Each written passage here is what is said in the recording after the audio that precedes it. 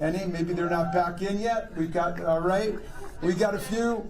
Well, who do you want leading public health policy in America? A graduate of the University of Michigan, the University of Michigan Med School, the Columbia Med School, who got led out of Detroit public schools and got free eyeglasses to all kids in Detroit who needed them, or a guy who picked up a dead bear cub that had been hit by a car on the highway in upstate New York to bring it home and skin it for a family roadkill dinner.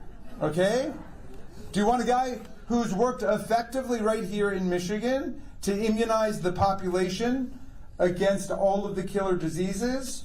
Or a guy, the Secretary of Health and Human Services in Washington, whose deranged conspiracy theories are contributing to a shocking resurgence of measles from Texas to Pennsylvania? It's clear that we need Abdul. I'm proud to be a Democrat. We are a big tent party because we've got a lot of people in it, and more every single day. I want to thank my friend Haley Stevens for running a strong, vigorous campaign and then strongly endorsing Abdul for the U.S. Senate. And congratulations, Haley, on your engagement. You know, I had a Republican colleague who said to me, the problem with you, Raskin, you're not a bad guy, but the problem with you is you're a liberal. And I said, you're damn right I'm a liberal. The heart of that word is liberty. And I'm a progressive because the heart of that word is progress. But my favorite thing to call myself today is a conservative because I want to conserve the land, the air, the water, the climate system, the Constitution, the Bill of Rights, Social Security, Medicare, Medicaid, the Clean Air Act, the Clean Water Act, the Federal Labor Standards Act, the National Labor Relations Act, everything that this party of nihilists and authoritarians and oligarchs wants to destroy is everything that we are going to defend together. The liberals, the progressives, and the conservatives are going to defeat the autocrats, the plutocrats, the theocrats, and the kleptocrats in Michigan and across America. So, I've got a slogan for you, Michigan. I've got a slogan for you in this momentous campaign where everything is on the line. And we teach it to the young people in Democracy Summer. We got some Democracy Summer fellow kids here. Thank you for joining us today. Look, it's simple. Teach the young people this. Everything that you need to know about voting is everything you need to know about driving. If you want to go forward, you put it in D. If you want to go backwards, you put it in R. That's all you need to understand. I introduce to you the next United States Senator from Michigan, Abdul El-Sayed. All right, as you see there, listening into that event where we were listening to the endorsement there from Representative Jamie Raskin, the Democrat from Maryland, speaking at the University of Michigan. Of course, a very important race also going on as we're talking about the balance of power. And going to be stepping up to the mic is one of those other critical persons in this next race. And so what we're going to do is go back and play some of those remarks in just a little bit. But we are in a new hour here on Live Now from Fox. I'm your host, Christina Evans. As we have been speaking about what's to come next when it comes to the balance of power on Capitol Hill, we do have a few race updates as well. And so what we've been watching this week has to do with South Carolina as well as Oklahoma. But we're starting there in the South. We do know that Senator Darlene Graham was currently vying for the Republican nomination to represent the solidly red South Carolina Senate seat that was previously held by her brother Lindsey, who died unexpectedly back in July. In Texas has now denied the temporary restraining order asked for by Minnesota's Attorney General Keith Ellison to keep an ICE agent, Christian Castro, in custody beyond Thursday's anticipated release. He's been held for 90 days in Texas on an extradition warrant from the state of Minnesota. He's wanted here in connection to an assault and shooting in North Minneapolis going back to January when he was an ICE agent here assigned to Operation Metro Surge. But a federal judge this afternoon denying that temporary restraining order in part because the court found the case is not ripe for adjudication because the case has not been denied yet. The extradition request has not been denied yet in the state of Texas. Our Paul Bloom has been following this extensively, and he's going to join us here later this afternoon to walk down the judge's order here for us. Also, today, and this is big because there is an historic settlement now in a multi-state lawsuit against Meta and its Facebook and Instagram platforms. Now, the state of Minnesota could receive hundreds of millions of dollars in this massive settlement, which will force Meta to make major changes to how kids use Instagram and Facebook. Now, Attorney General Keith Ellison announced that the state could get up to $307 million as a part of this settlement. Overall, the global agreement is worth more than $17 billion that Meta will pay out to all of the states involved in this class action lawsuit. Now, the agreement actually forces Meta now to restrict daily time limits and combine them to just 2 hours for kids using these platforms. It will also create mandatory productive pauses for children to break up their endless scrolling on these platforms too. Also, push notifications will be completely stopped during school hours, and there will be a nighttime block that will go into effect essentially from midnight to 6 in the morning.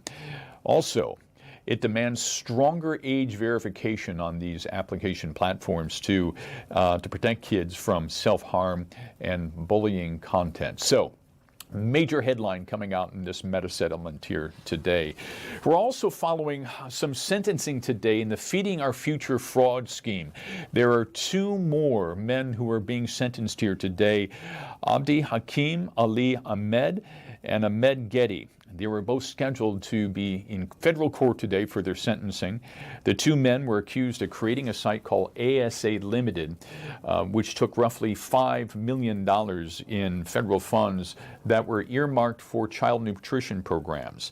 Both were named in the initial Feeding Our Future fraud scheme indictment several years ago. It's taken this long to go through all the court processes here. And then we had the Minneapolis City Council today. They're going to take up new data center restrictions and talk about some of the regulations that they want to put in place. They're taking a closer look at how to handle the growth now in data center requests across the city. The City Council Policy Roundtable will get a briefing today on some of the latest research and thoughts going into this. And St. Paul, the city of St. Paul, the Common Council will also hold an emergency public hearing on flock cameras. You know the debate well by now. This is a data privacy debate that's being held in a lot of communities across the state, including counties where Flock has set up cameras, and local police departments, law enforcement agencies, and cities have come to an agreement with Flocks. Some of them just temporary, right? And some of those cities are now walking back that initial trial program now to dismantle those cameras, based in large part because of concerns and outcry from citizens about their data privacy and what big data is doing with their data. So we're going to hear more about that in St. Paul coming up today. And then finally, this is some breaking news out of Hollywood, because we're following this sad announcement that actor Tim Curry has died at the age of 80. I think if you don't know Tim's name, you do know some of his roles, especially Dr. Frankenfurter that he played in the infamous Rocky Horror Picture Show. So just a beloved actor. He was also in Clue, It, and Home Alone 2. So authorities say no foul play is suspected here, although he had some significant health challenges. He had a major stroke back in 2012. So actor Tim Curry, dead today at the age of 80, less than 24 hours after we learned about the death of Dolly Parton. And coming up later in the show, we're going to talk with a country music performer here, an award-winning country music performer here in the Twin Cities, about Dolly's legacy and how she was just part of a tribute concert that was held at the Fine Line Music Cafe earlier this year, where we had a number of artists come together to perform Dolly Parton music, and what she took away from that, and how Dolly influenced her musical career as well. So we've got a big day coming up here this afternoon, and I want to bring in Kara Savage, if she's here available to talk to some of this about the headlines and what we're going to have coming up here later on. Kara, one of the things we're also going to do, and this will be fascinating to a lot of people, because we're going to talk to a DNI representative about the live auction they're going to have on the 31st with hunting and fishing gear that have been confiscated by conservation wardens across the state for those who violated conservation rules. And I got to look at some of the inventory here today. I want to say there's upwards of 140 firearms that will be up for auction. Yeah, it's a lot of firearms, a lot of, there's apparently some four-wheelers, a lot of good stuff, I hear.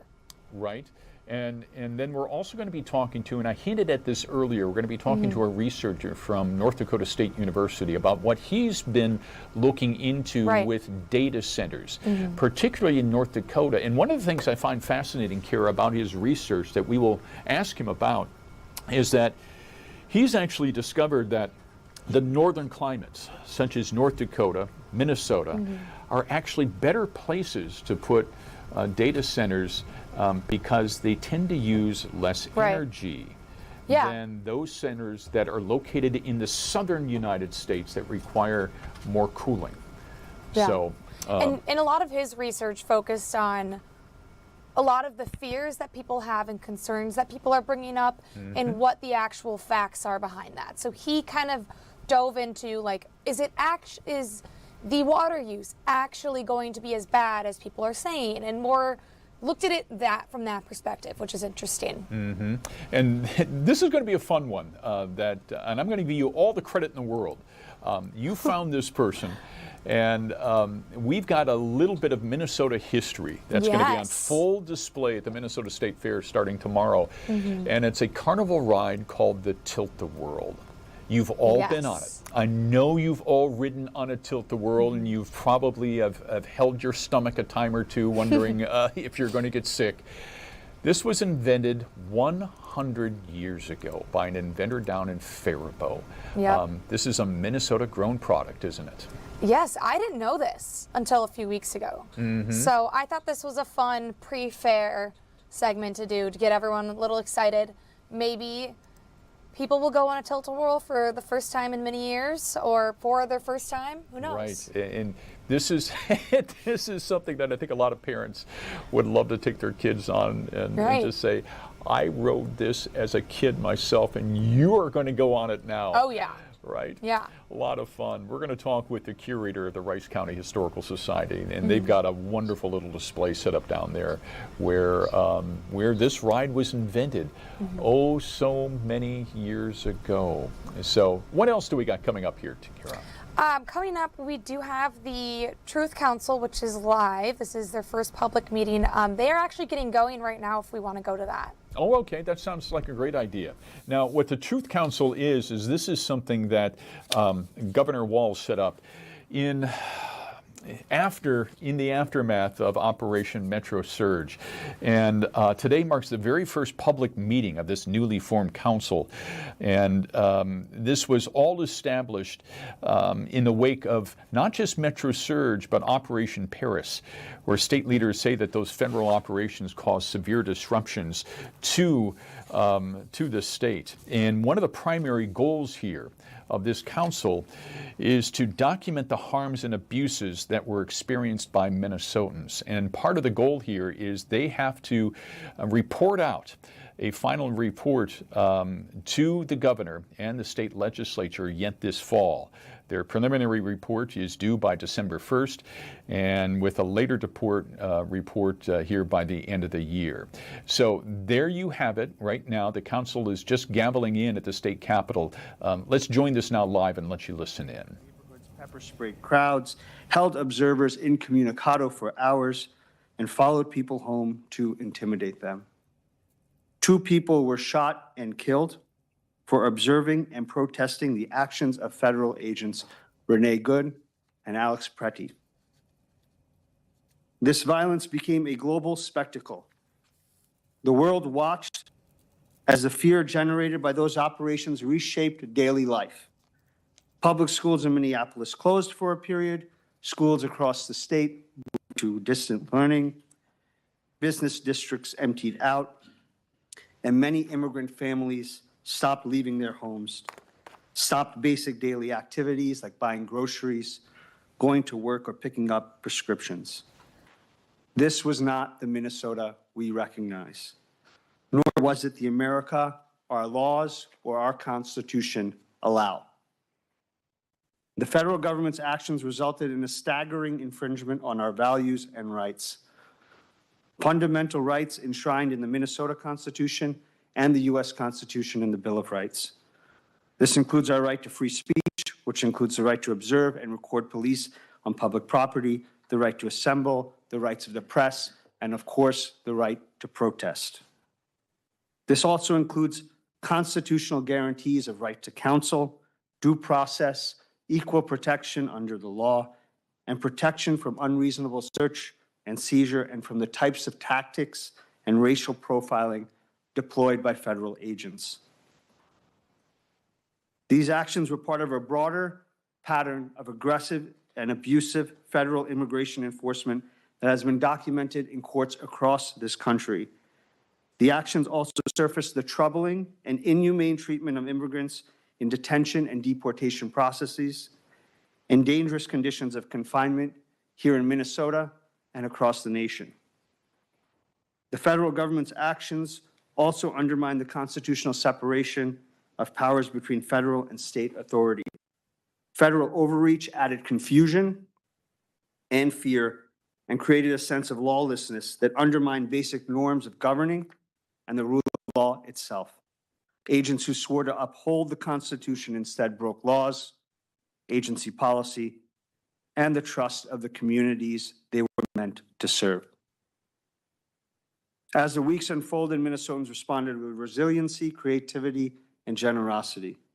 And at later public hearings, we will hear more about those inspiring actions, about schools and faith communities and civil society. We will hear about art and resistance. We will also hear more about immigration law, public safety, the surveillance infrastructure, and other practices and policies and systems that contributed to the harm. Today, our public hearing will focus and put some faces on some of those directly harmed by federal agents. We will also hear from a constitutional scholar who will be able to put these experiences into context and help us understand our constitutional rights and protections and the scope and scale of what Minnesotans endured. This work is critically important. I am honored and privileged to be here today, and I want to thank those speaking today again for their courage, clarity, and resolve. Thank you. Before we move to the next agenda item, I would note that we have not closed the book on story collection.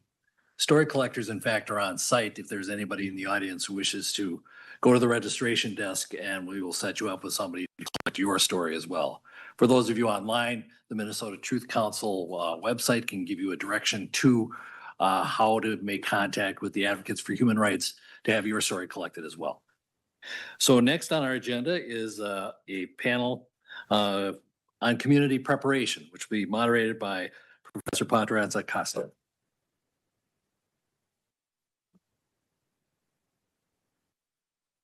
Thank you, Chair Cahill. We will now hear how our community prepared for Operation Metro Surge, anticipating that increased federal enforcement could bring increased fear, disruption, and violations of people's rights. Prior to the start of Operation Metro Surge, community leaders and members sounded the alarm, shared information, and organized to make sure people knew what to expect and where to turn for support. This included the training of constitutional observers, where people prepared to document enforcement activity, protect civil liberties, and serve as a visible presence in the community, as well as the broader preparations that helped the community respond collectively and effectively. At this point, I would call our two panelists to the podium.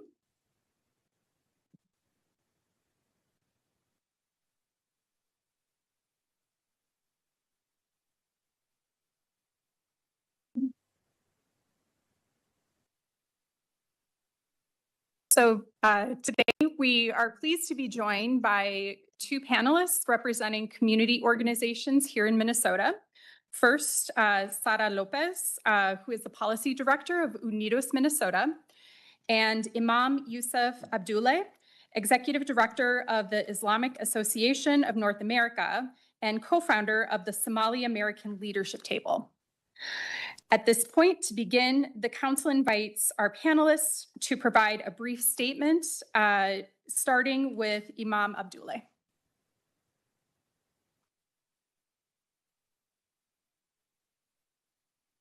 Thank you so much. My name is Imam Yusuf Abdullah, Yusuf Y-U-S-U-F, Abdullah A-B-D-U-L-L-E. And I am the Executive Director of Islamic Association of North America, also co-founder of Somali American Leadership Table, SALT. And I would like first to thank the committee, members of the committee, the chairman, the vice chairman, and everyone who contributed to this and hearing today. Also, our governor and his team who also put this team together, and everyone who is listening and watching this today. And at the time of Metro Surge and before that, and the Somali community experienced and have seen warning signs of what is to come, although we did not know exactly about the scale of exactly what's to come, but it was very evident. One of the things that a warning signs that we have seen was we're being called names like garbage, and they contribute nothing. Their country stinks. We don't want them in our country.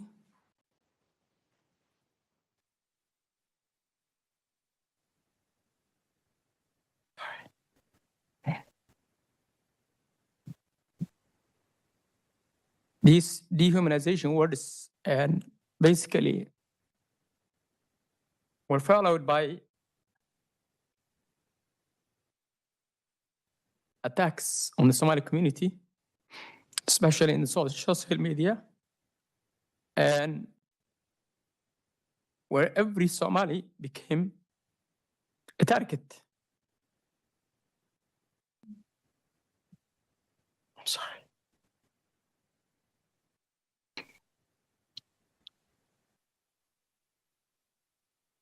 Then that was followed by the ice surge. All the warning signs were there, starting with these words, dehumanization words, followed by more of that, followed by rage, mostly on the social media. The time that we heard the word, somebody said garbage, we were having our General Assembly in Bloomington, where many imams, over 30 imams, directors, faith leaders, came from 16 states, where we have, each state, we have at least a center or more than a center, talking about our community issues. And then we heard that word. A few days after, we had the first press conference with our fellow clergymen of different faiths, Christians, Jews, Muslims. We came together at Carmel Mall, which is the largest or the biggest Somali mall in the United States. And we stated that we will not be alone in this. And we have been shown solidarity, togetherness, and we refused that day to be divided, scapegoated, and distracted. And I would also like to mention that, and this is what I believe as a person who loves history, especially in this country. Since World War II of the Japanese internment There has never been a community that has been attacked, dehumanized, scapegoated like the Somali community. Never. You can go back to the books. An entire community targeted because of who they are, the language they speak, their ethnicity, where they come from, and their faith. That is documented. And I challenge everyone who wants to know to find anything like that between 1942 and today. After that, it was followed by the ICE search. The ICE came for the Somali community, for the immigrant community, for Latinos, to divide us, to take us from the rest of the community. But thank God, community of Minnesota refused to accept that. We came together, we fought together, we helped each other, and we have so many stories to tell. If time permits, I would like to mention one of the yet struggles, but also solidarity with each other. There was a lady who was here in this country legally, had children with disability, 2 children with disabilities, stuck at her home for 14 days without food, without groceries. And I get a call. I had to go with a group of my friends, buy groceries, go to her home, and she told me ICE knocked at her door twice without a warrant, and she did not answer the door.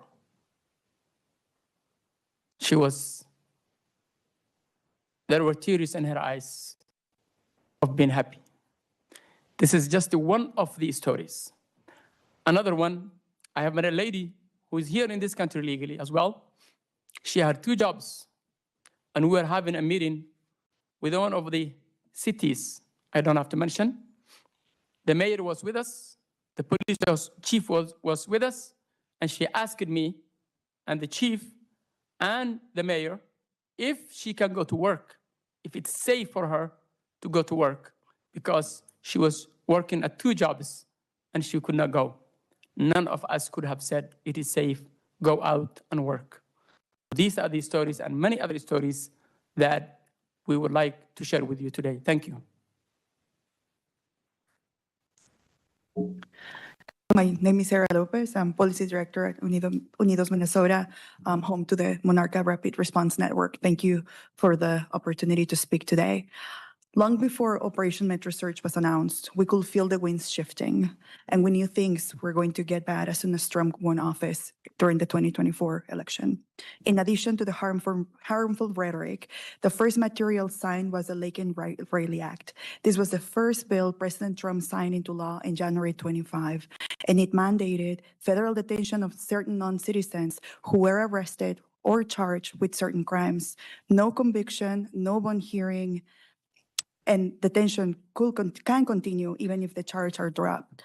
Overnight, it changed what an encounter with law enforcement could mean for our community. Later, in July 2025, Congress directed tens of billions of dollars in reconciliation funding directed to DHS. The message was unmistakable. This was not business as usual. This was a project designed to divide us and try to break us. So we drew from what we already knew. We pulled lessons from the pandemic and the civil unrest of 2020 and from every single movement that organized in the Twin Cities and across Minnesota. We remember that this was not our first constitutional defense project for us as Monarca and Unidos. We built one in 2016. We knew in our bones that the safest posture in the face of state overreach was definitely not silence. In preparation, we needed to make sure that everybody in the state knew about their civil liberties, and we needed to make sure that people were ready to assert them. Immediately after the 24 election, during the winter of 2024 to 2025, the work began at Mercado Central. Business owners made a choice to protect each other, and we piloted our first conversations there. What constitutional protections people have, or how to observe an enforcement operation without obstructing it. 1,000 business became Fourth Amendment businesses after this work. And on February 7, 2025, we held our first substandard training at Central Lutheran Church. 1,400 people came. We did cause a traffic jam that day. I was 5 months pregnant, and I felt the responsibility for a collective future in a visceral manner. Mothers like myself build the Monarca curriculum around the escalation, around announcing your movements before making them, about keeping your hands visible, recording steadily, and remaining calm. We trained observers to comply with lawful commands, to step back and move when instructed, and to record their actions while doing so no one could reframe a protected act of witness as interference. And still, again and again, agents used excessive force against observers who were doing exactly what they had been trained to do. Renee Good walking away on command saying, "That's fine, I'm not mad." We gathered in church basements, union halls, and living rooms. We role-played. Pastors, parents, grandmothers rehearsed what they had to say to a masked, poorly trained agent with a gun. We recommitted ourselves to a simple principle that the Constitution belongs to everyone, no exceptions. And we're glad we did. On June 3rd, when agents in military-grade gear rolled up on East Lake Street in Bloomington, right across from our office, we served a warrant. People showed up with discipline. The city did not burn because neighbors responded and asserted their rights. And I went on maternity leave knowing that the network would hold. By the fall of 2025, when I came back to work, Monarca had trained close to 20,000 constitutional observers. Thank you. So first, thank you so much, Imam Abdullah and Ms. Lopez. I know how difficult it is to you've been relive this listening time. to the very first of the public meetings of what's called the Minnesota Truth Council. Governor Walz established this council as a task force earlier this year after Operations Metro Surge and Operations Paris by the Department of Homeland Security. The whole task here is to try and document the harms and abuses experienced by Minnesota citizens during these two enforcement operations. Emotional testimony, as you've heard already here, to open up this thing. And what the task force, the council, is tasked with doing is delivering a preliminary report on those abuses by October 31st, so Halloween of this fall, and a final report to the governor and the state legislature by December 1st. So one of the ongoing task forces that we're going to be hearing a lot about here in the coming months. All right, we're going to take a quick break, and we're going to come back by looking back into history, especially as the state fair comes up tomorrow. There's a very unique ride that I know you have been on. Maybe you've taken your kids, maybe your grandchildren as well, that has deep Minnesota roots. We're going to talk about it coming up next here on Fox 9 All Day.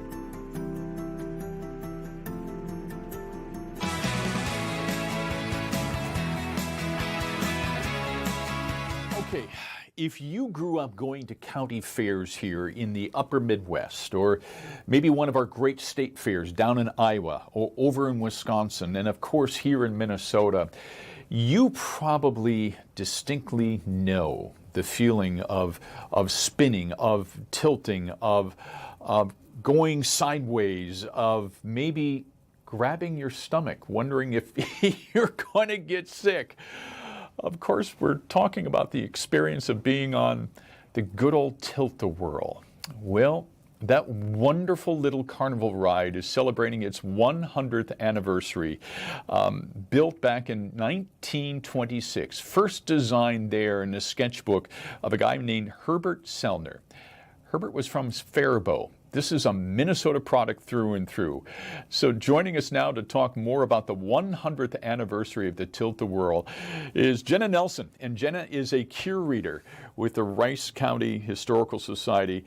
Jenna, thanks so much for joining us here today to talk about this great piece of Americana and Minnesota history. I have to believe you've had a lot of fun researching this over the years.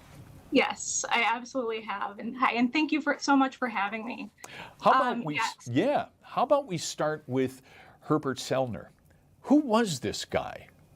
Yes. So his family had actually emigrated over here from Germany. And so his dad was actually a really skilled craftsman with woodworking. And so with all of that, I think that's where a lot of Herbert's inventiveness came from and a lot of his craftsmanship and his skill. So he started really early on. He was working in the Faribault Furniture Factory and developed some skills there. And then very quickly, he started Sellner Woodcraft and the Ideal Lamp Company. So he had a few companies and inventions even before the Tilt-A-Whirl came into the picture. My goodness, he was a craftsman, wasn't he? And an entrepreneur and an inventor. Absolutely. Yeah. Absolutely. Yeah. Very inventive spirit. So in 1926, he starts some sketches, right? Tell us about those sketches.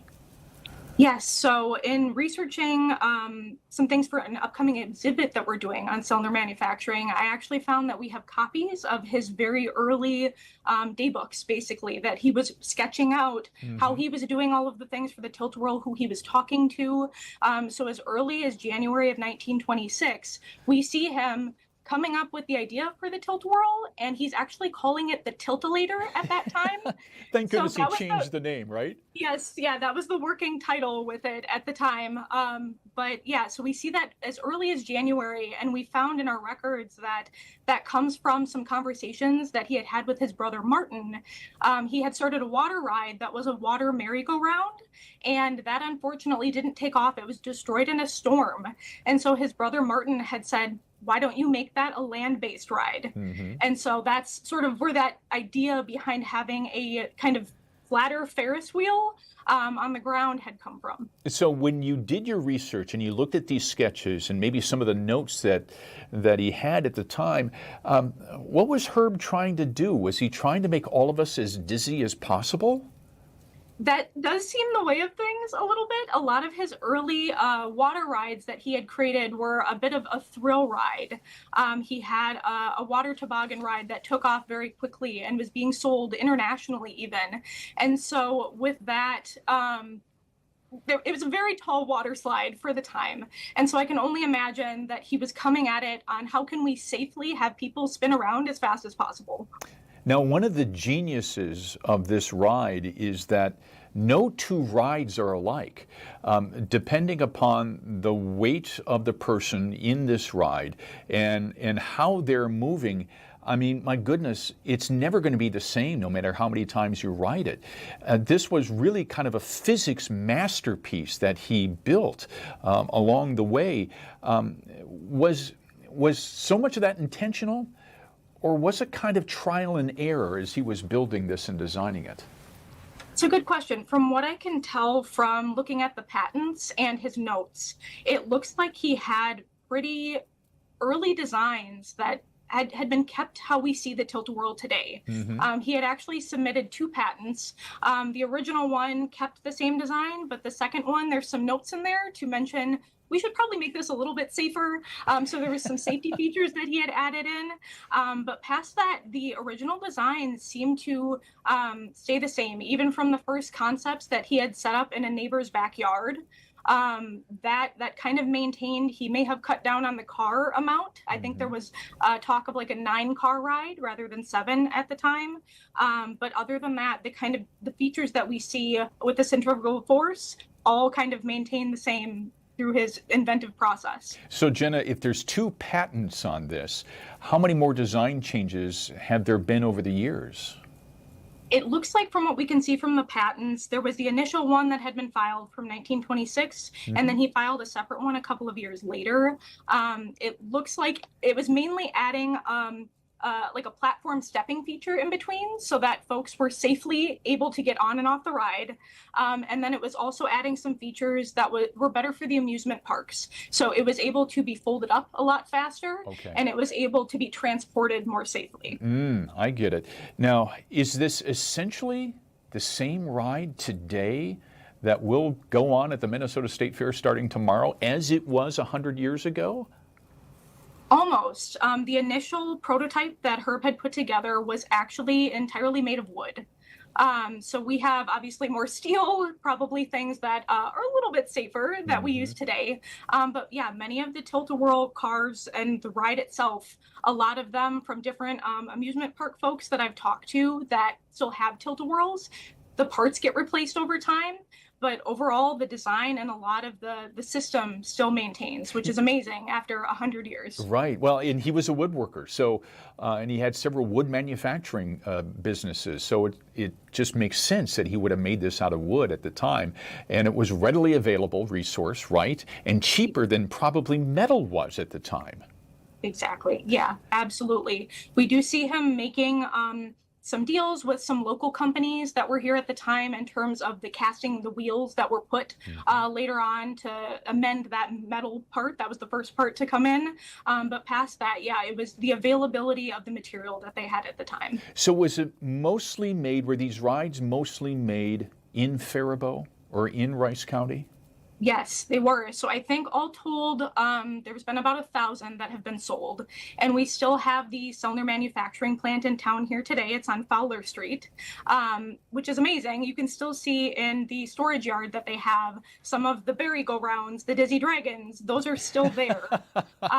The really cool thing in my research that I discovered is in looking through some of our files, the flagpole that's out front still has the central hub from the first tilt-a-whirl. So that's a pretty cool thing. You know what? That just does my heart well to hear that they're still being made down there, especially in a time when most of our manufacturing has been offshored overseas, right? That you're still making this iconic piece of Americana, not just in Minnesota, but still down there in Rice County and in Faribault. So what kind of exhibit do you have coming up? Now, you're going to be researching and putting this on display at the Historical Society. What can we see? So that's a very good question. We are actually in the process of a very big museum renovation at this point. So our entire main gallery is going to be redesigned. So what we're hoping to do, we do have a Selner case that is out on display right now. But past that, we're hoping to expand the exhibit. We have a ton of materials, new advertisements and things that we've been donated recently that we'd like to incorporate. And we'd actually, if we can, we're going to try to get our very own tilt-a-whirl car inside as well. Oh, I love that. But we'll see how feasible that is once we get to the later design phases. Yeah. Hey, Jenna, do you remember your first ride in a tilt-a-whirl? I do, actually. Yeah, I grew up in Goodhue County. And so I think one of the early county fairs that I had gone to, I remember stepping on, and they have like the wheel that, and of course, all the people that I'm with, they want to try to spin it as fast as possible. Right. And I remember being incredibly dizzy after my very first ride on a tilt-a-whirl. Yes. And that was the whole purpose. That's exactly what Herb wanted you to feel and experience all of those years ago. My goodness. Jenna Nelson with the Rice County Historical Society talking about the 100th anniversary of the Tilt-a-Whirl. We're all going to enjoy that again and relive our childhood memories starting tomorrow at the Minnesota State Fair at the old Midway there. Jenna, thank you for your time. We appreciate you. Thank you very much. All right, good luck with your exhibit down there. That's going to be a lot of fun. Okay, we're going to take a short break, and we're going to come back with more here in All Day in a moment.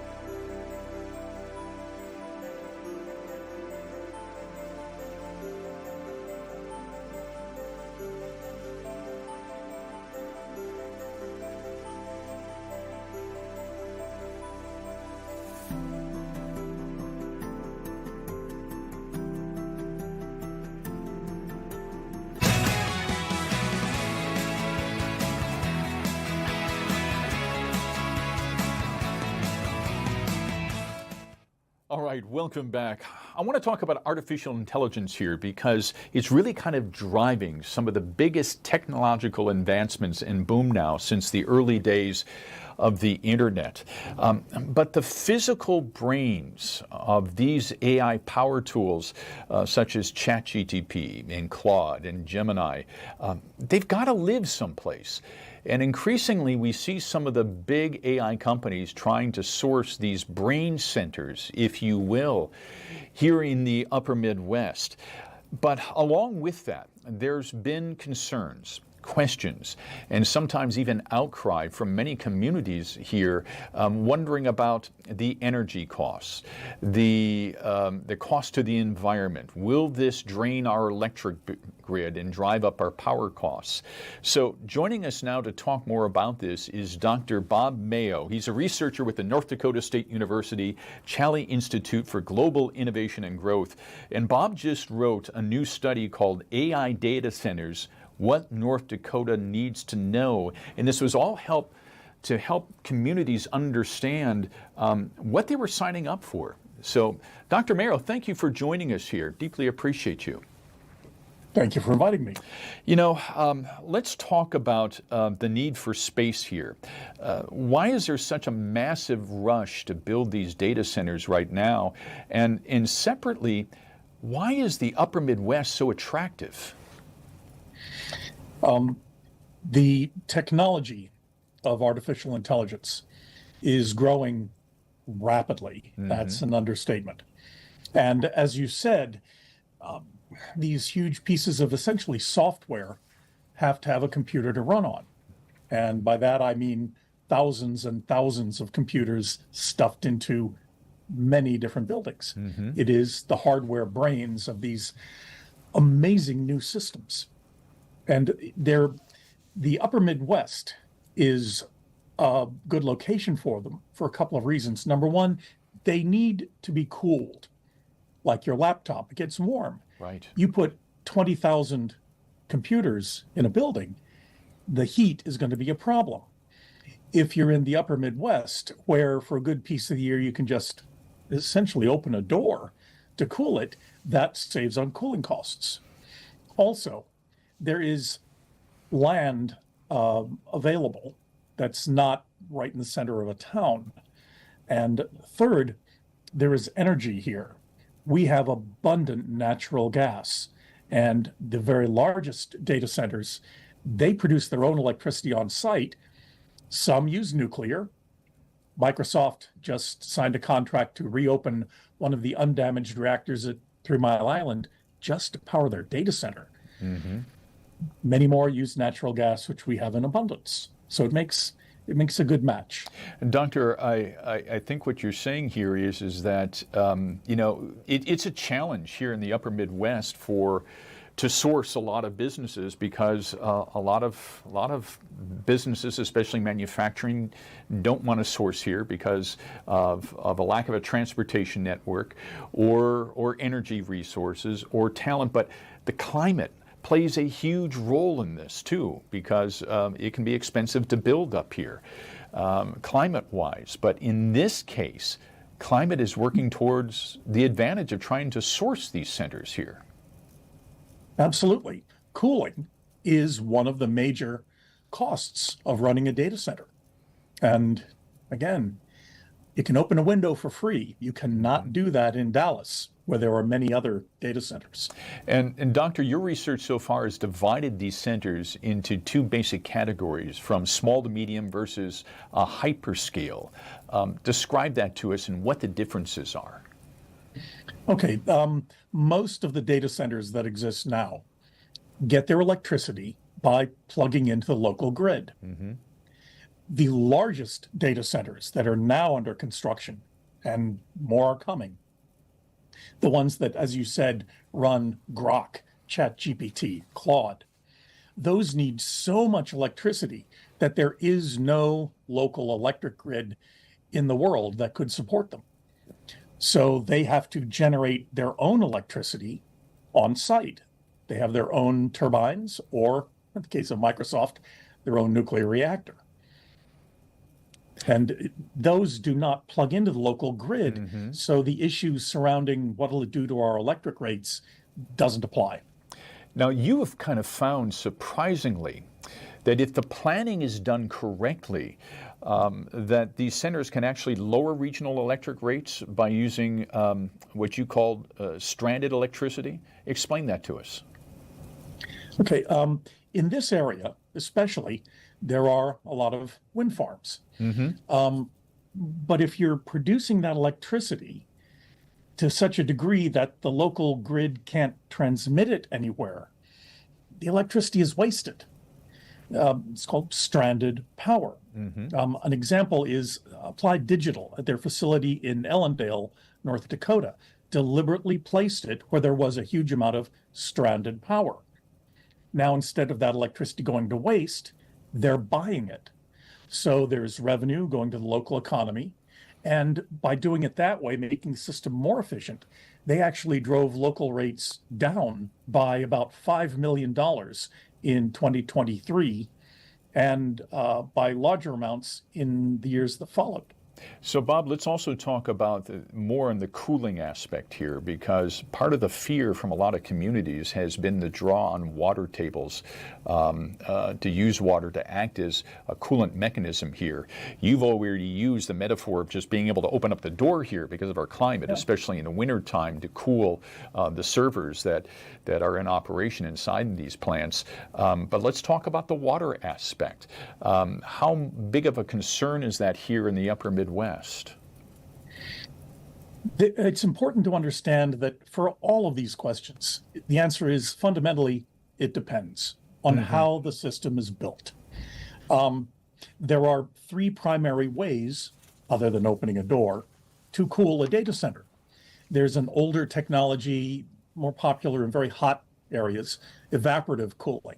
That uses a tremendous amount of water. It does.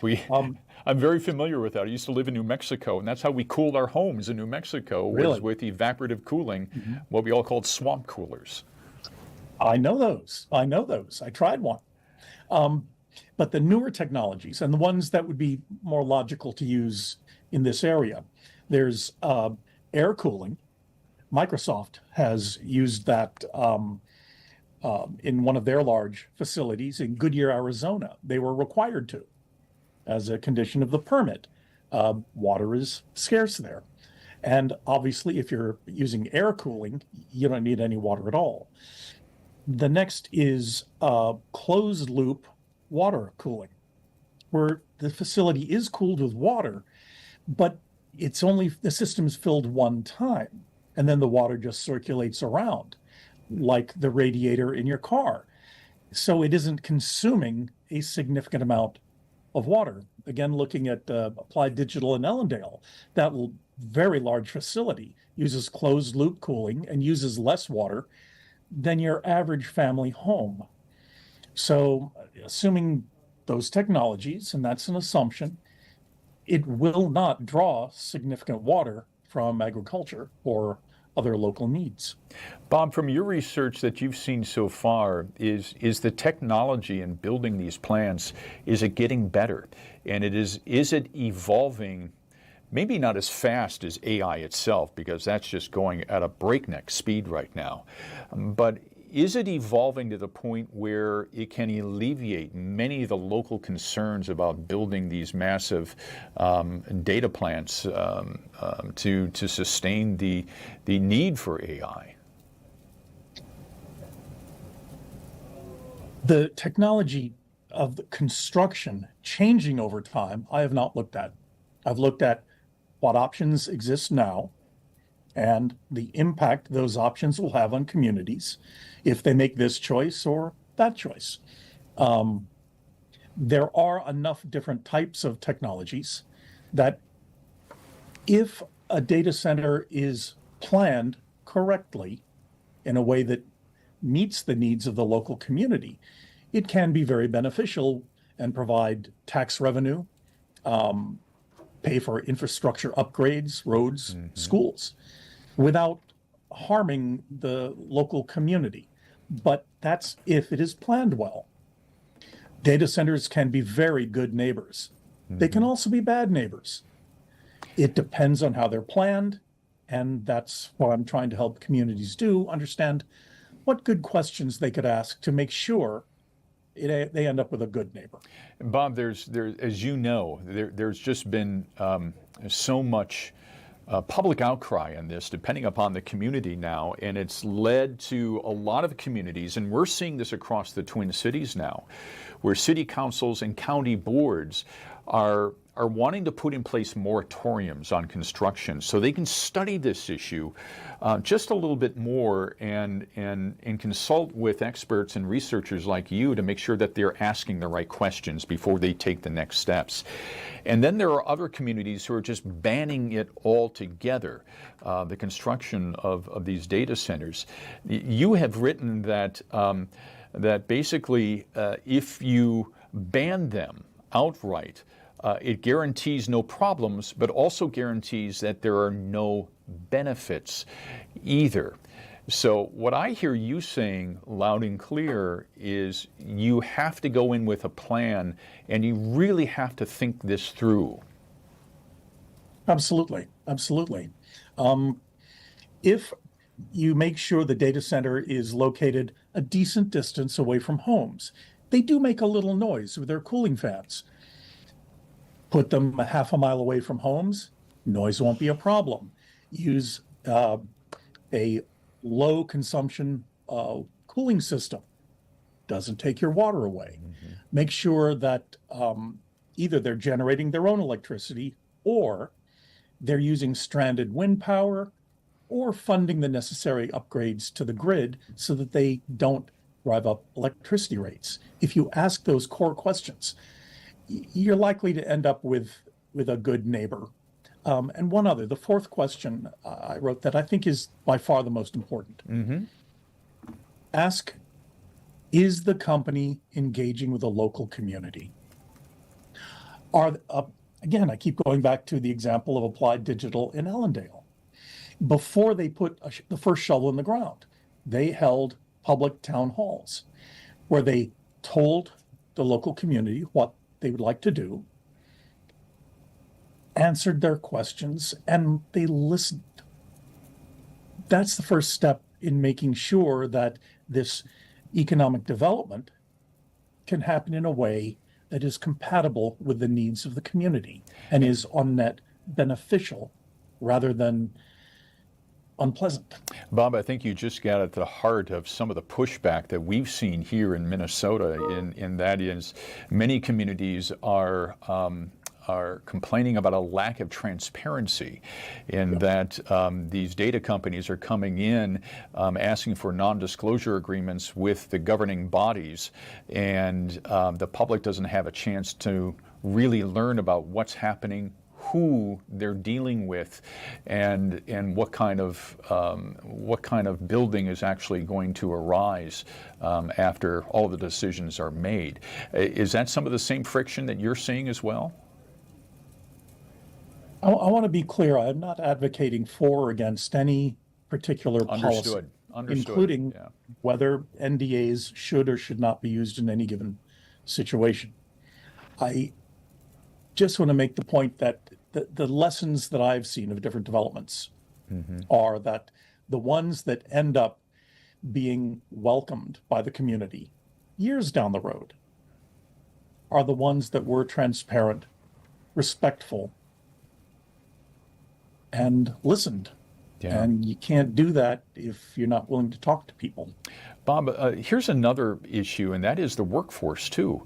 Once these are built and scaled up, are we doing enough to train the future workforce for these data centers and even the construction as well? And if we're not, are institutions such as yours at NDSU and the University of Minnesota and other technical schools, are we doing enough to train the workforce for these centers? Well, enough depends on the demand. Are we going to have many of these data centers? Are we going to be the new Silicon Valley, but of data centers? In which case, we're going to have to ramp up training a great deal. Or if we become like New York or Maine and say, we don't want them, basically, well, then there's not much point training people for jobs that won't be here. So you have to start with asking, what is the demand going to be? How many jobs are we going to welcome into our communities with this new technology? And from that, back out how many new people we will need to train. And certainly NDSU, and I'm sure UND as well, stand ready to train the workforce for whatever new jobs are welcomed into the state. All right. Dr. Robert Mayo joining us from North Dakota State University, the Challey Institute of Global Innovation and Growth, talking about AI data centers. Doctor, thank you so much for your time and helping us understand this a little more and learn a little bit more, too, about the questions that we need to ask. My pleasure. Thank you for talking to me. Deeply appreciate you, Bob. Thanks so much. All right, time now is 3:03 here in the afternoon. I think we're going to take a little break next, right, Kara? Okay, we're going to take a quick break and come back with more here on Fox 9 All Day in a moment.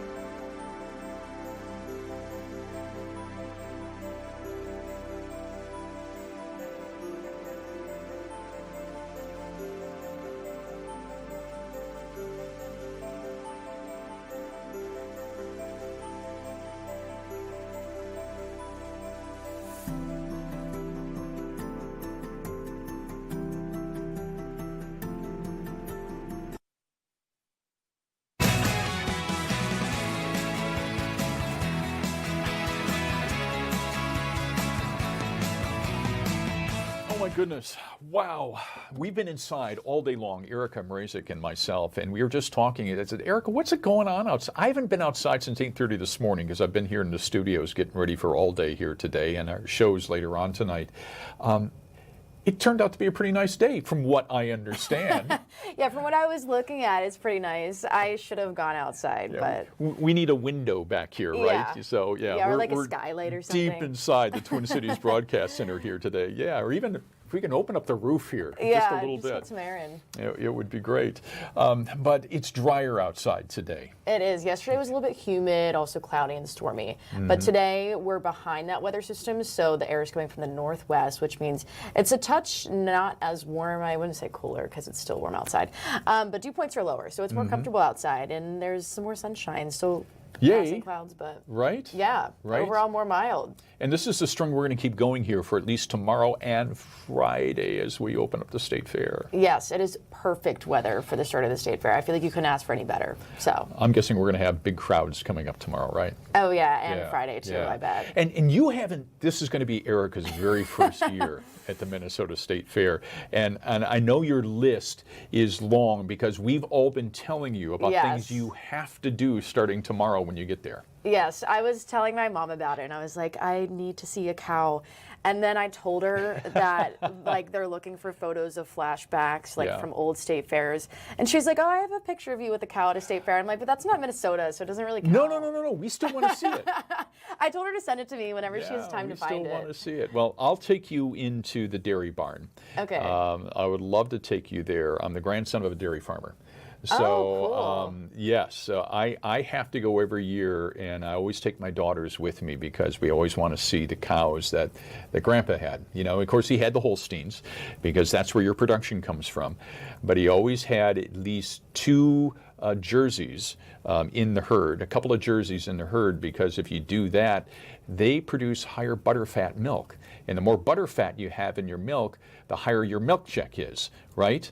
And he always used to have at least one brown Swiss because brown Swiss were his favorite. And they're just the most adorable animals you will ever see. So I've got to go see the jerseys. I've got to go see the brown Swiss. I've got to see the Holsteins. I've got to see the, the Ayrshires and some of the other cattle there in the barn. So it's fun. Yeah, my grandma had a farm too, but she only had chickens. Yeah. And then they got eaten by a fox. So it's going to be a fun time. It will be. It's going to be a fun time. And then, oh my goodness, don't even get me started on the llama costume contest. I've heard about that one. So they dress the llamas up, right? Yes. When I first heard of it, I thought it was people dressing as llamas. And then I heard a little bit more, and I was like, oh, you dress up the llamas. You dress up the llamas. I need to be there on that day. The 4-H students do this every year, and they put so much thought and time and work into these costumes. And one year, this was in honor of Ian Leonard. I think I heard about this one. She dressed up her llama as a thunderstorm. Oh my gosh, I love it. Right? And it was just, it was perfect. Yeah. It was perfect, yeah. I feel like if I did that, I would take my llama and just say it's dressed up as a llama and just have it be how it is.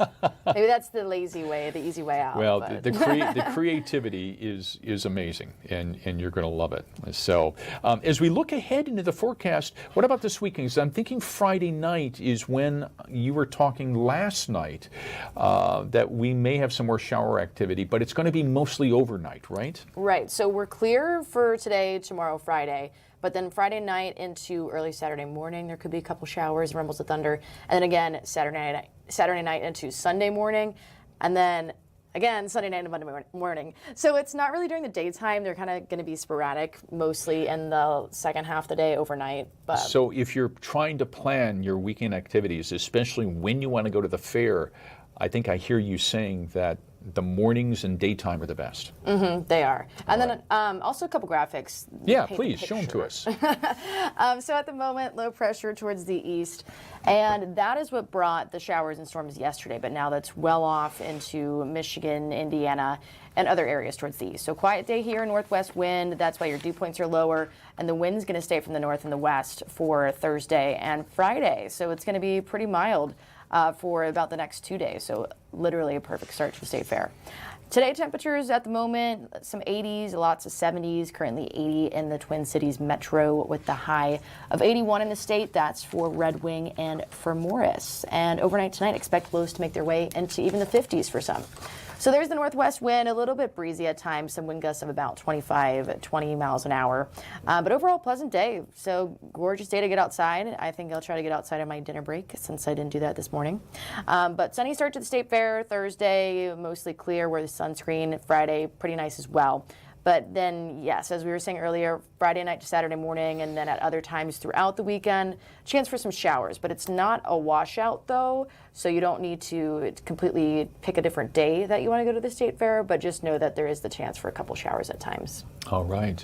That looks pretty good, my friend. Yeah, and then it'll get warmer into Sunday. All right, sounds great. Thank you much. We're going to take a quick break. We're going to come back and talk about Dolly Parton's legacy. We're going to be talking with Molly Brandt, who is an award-winning country artist herself in her own right here in the upper Midwest in Minnesota, talking about Dolly's legacy and the music that she gave us over her lifetime. We're back with more All Day here in a moment.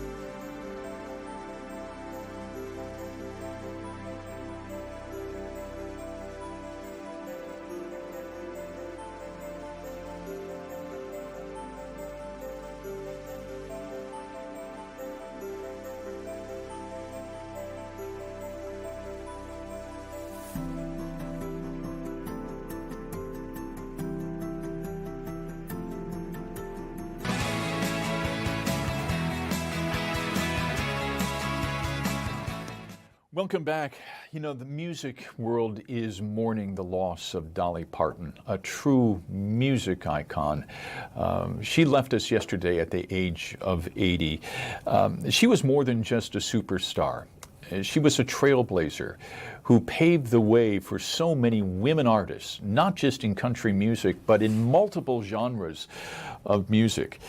Joining us now to reflect more upon Dolly's legacy is Molly Brandt, a local singer-songwriter who is the 2023 Midwest Country Music Awards American Artist of the Year and was recently participating in a tribute to Dolly concert at the Fine Line Music Cafe with so many other artists.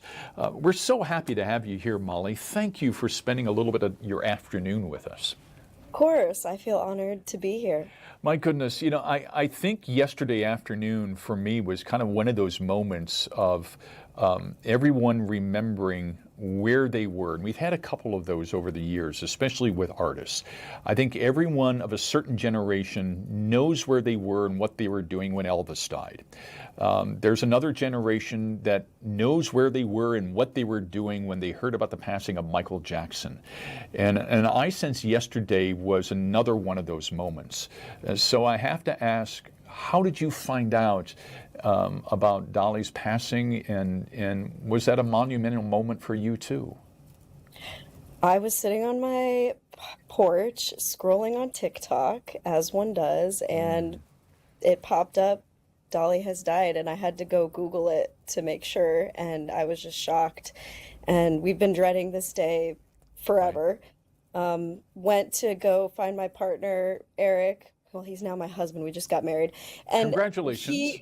thank you. And we both had this sad look on our face. I was like, "Did you hear the news?" He said, "Yeah." So we had a lot of tears, kind of just looking through all the memories on, social media and seeing what everyone has to say about it. So we were sad. It was the woman who works next to me, who runs all of our digital assets, Ellie Johnson, who was the first person to discover it yesterday, and she gasped, and she, Dolly's dead. And the entire newsroom heard her, and the entire newsroom just erupted with, "No!" I know. I mean, yes, you're right. I think on a certain level, we half-heartedly expected this, but never wanted to know that Dolly would ever leave us. I don't care who you were or what kind of music you listened to, Dolly was Dolly. And she kind of touched us all in a certain way.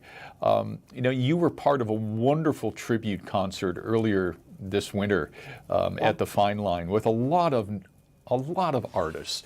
And describe what the room was like that night and how you were all just thrilled to be there performing her music.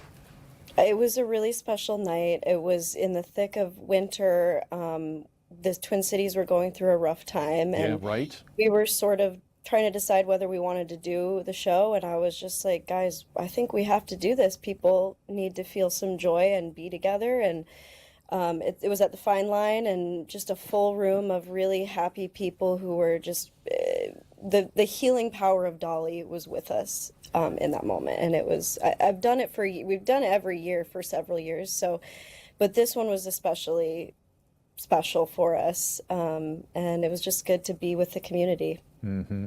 I have to ask, as a musician, what was your favorite Dolly song? And separate that if you can, because I want to hear your favorite song, and then I want to know which is your favorite to perform. Oh, this is so hard. Well, what comes to mind is Coat of Many Colors. It's one of my favorites. And Why'd You Come In Here Looking Like That is another one. I think that one might be my favorite to sing. It's just a bop. So if I had to pick, those two are right up there. But I also sang I Will Always Love You, and that always is just transcendent to perform. Yeah, that's a tremendous piece of music. Back in '67, Dolly charted with her very first single called Dumb Blonde, and it was actually a song about empowerment, women empowerment. And she really paved the way for so many women artists then and now. And you have to understand, when she wrote that song, country music was dominated by men, right? Absolutely. Yeah, I love that song. I've sang that one as well. And just, she's so sassy and funny, and she just kind of lets things roll off. But she's so strong and so herself, and she doesn't let anybody tell her who she is. Yeah, and likewise in your own music too. Your newest album, American Saga, you don't shy away from hard truths. That's actually not my newest album. Oh, it's not your new. So tell us about your new one. It's called Museum of Being. It came out this June. Oh, wonderful, great. Well, please tell us about that album and where people can find it. Well, they can find it anywhere they stream music or order a CD online, Bandcamp. And this is an album I worked on with my husband, Eric. And we're just really proud of it. It's got a lot of themes about memory and the time passing, some historical topics. And I do have a duet with my dad on the album as well, a song about my late mother and how they used to go two-step dancing back in the day. And they probably did a lot of two-stepping to Dolly as well. So we're really proud of that, and you guys should go check it out. Oh, wonderful. Great. You know, one of the things about being a musician, especially in this day and age, is not only do you have to be a musician, but you have to be a business person too, right? You got to know how to market your music and market yourself, and you're lining up your own shows, and trying to figure out a way to distribute your music in an era where it's more than just cutting a record. You know, you got to feed it to the various streaming services and what have you. Dolly was such an incredible businesswoman, right? Yeah. And in many different business categories. As an independent artist today, how much inspiration do you draw from Dolly's business savvy? Well, I think I mean, the I Will Always Love You, wasn't it the case that Elvis wanted to, sing it? And then she was like, wasn't going to keep the rights to it. And she said, no, this is my song. I want to keep the rights. And I think that's really kind of a microcosm of her business acumen, is that she is a really kind, warm, loving woman, but she's standing up for herself and she's advocating for her, the things that she holds dear. And that, by the way, like, not just a businesswoman, she's philanthropic, and she does a lot of great things with her money, or she did a lot of great things with her money. And that's what I really respect that as well. But yeah, you have to advocate for yourself, especially as a woman in the industry. And she did that. As successful as she was, and as much of a superstar as Dolly was, she always considered herself just simply a storyteller. Right? For sure. What is it about Dolly's music that connected with so many people in those stories? Oh, these are good questions. I mean, it's like you're pulling up a chair right next to her and, stepping into her world. But, the thing about writing songs is you can write stories about anything. It doesn't have to be your own life. But, she is a great storyteller, and that's the heart of it. She's a songwriter first. But yeah, she makes you feel like you're part of her world, and her world is so fantastical and rhinestoned and glittery and fantastic. Oh my goodness, I'm glad you brought that up, because I talked about this yesterday. Dolly's trademark was very much the wigs, the sequins, and the rhinestones. That was her trademark, but her brand was compassion, it was joy, it was giving. That was her brand, and in my mind, that's what people are always going to remember. They're not going to remember the wigs and the rhinestones and the sequins. Am I wrong on that? Well, I mean, yeah, I wish I had a wig person like her. I mean, she once said it costs a lot of money to look this cheap, and that's hilarious. She's just so tongue in cheek with her remarks. And always self-deprecating, right? Yeah, a little bit. Yeah, but in the best way, she will be remembered for her kindness to others, and she really truly put in the work, and she wasn't just like performatively, being a good person. She was legit doing those things and practicing what she preached, and she was just accepting of everybody. Yeah, a generation from now, do you think artists will look back at Dolly and still draw some inspiration from her? Yeah, of course. She is eternal. She is eternal, and I will certainly draw inspiration from her. Oh, my goodness. Molly Brandt, singer-songwriter here in the Twin Cities. Thank you for joining us. One more time, please tell all of our viewers about your new album, and if you've got a show coming up that they can come see you.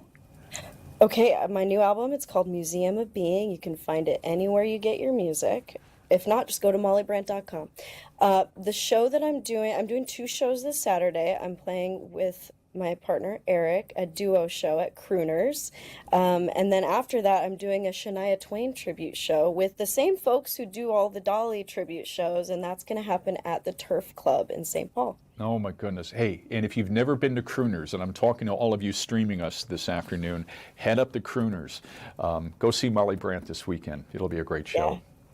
Yeah. Thanks so much. Molly, thank you. You've been a blessing to talk to. Appreciate you. Oh, you too. Thanks for having me. All right. Oh, so much fun here this afternoon, especially remembering the great Dolly Parton. We're going to come back with more here on Fox 9 All Day in a moment.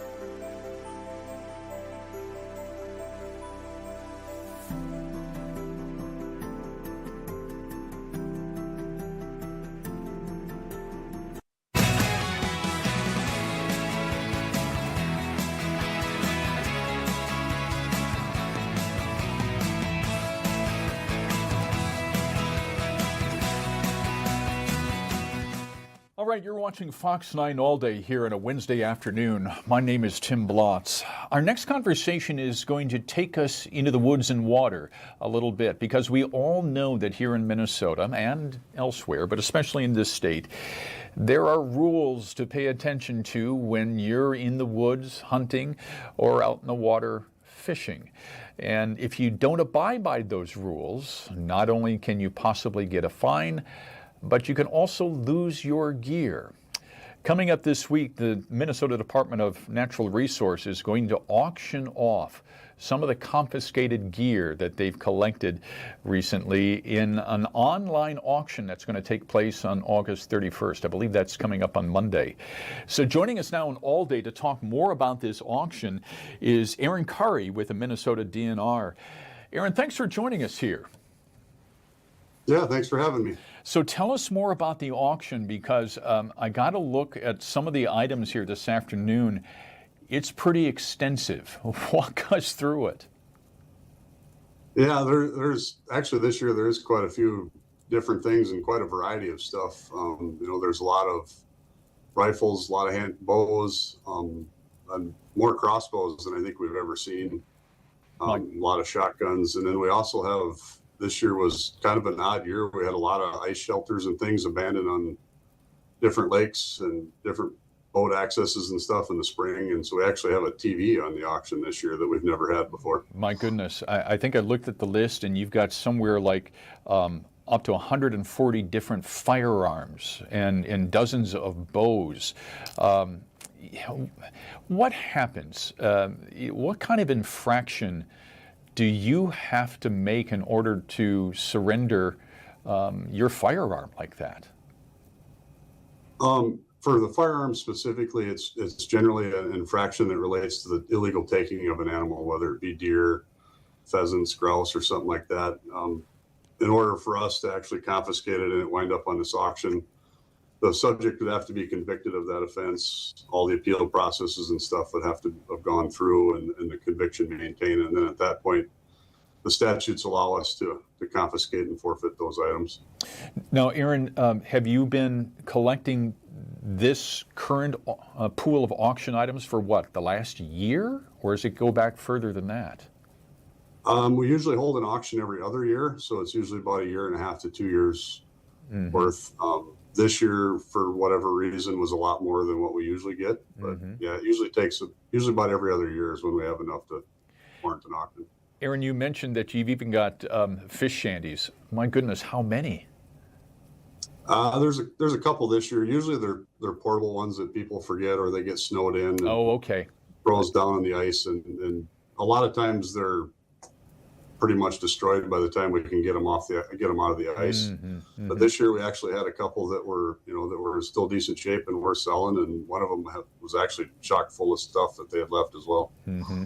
Aaron, when you have the auction here, explain to us how this will work. This is an online auction, right?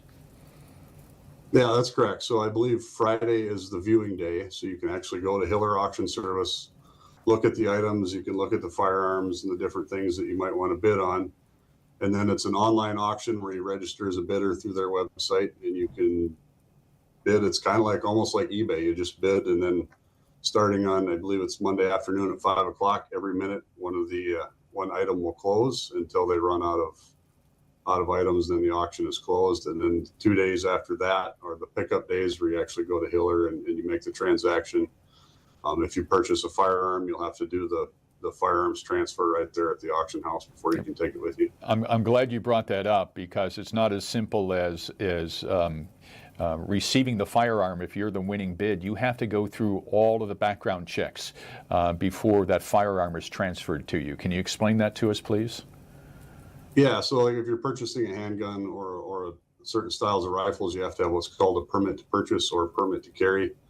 You get those through your local sheriff or your local police department. You have to have that with you and have it signed at the time you pick up the rifle, and then you fill out the federal firearms transfer paperwork right there. They call it in, and then the system does its quick background check, and that all has to come back before you're allowed to take the gun with you.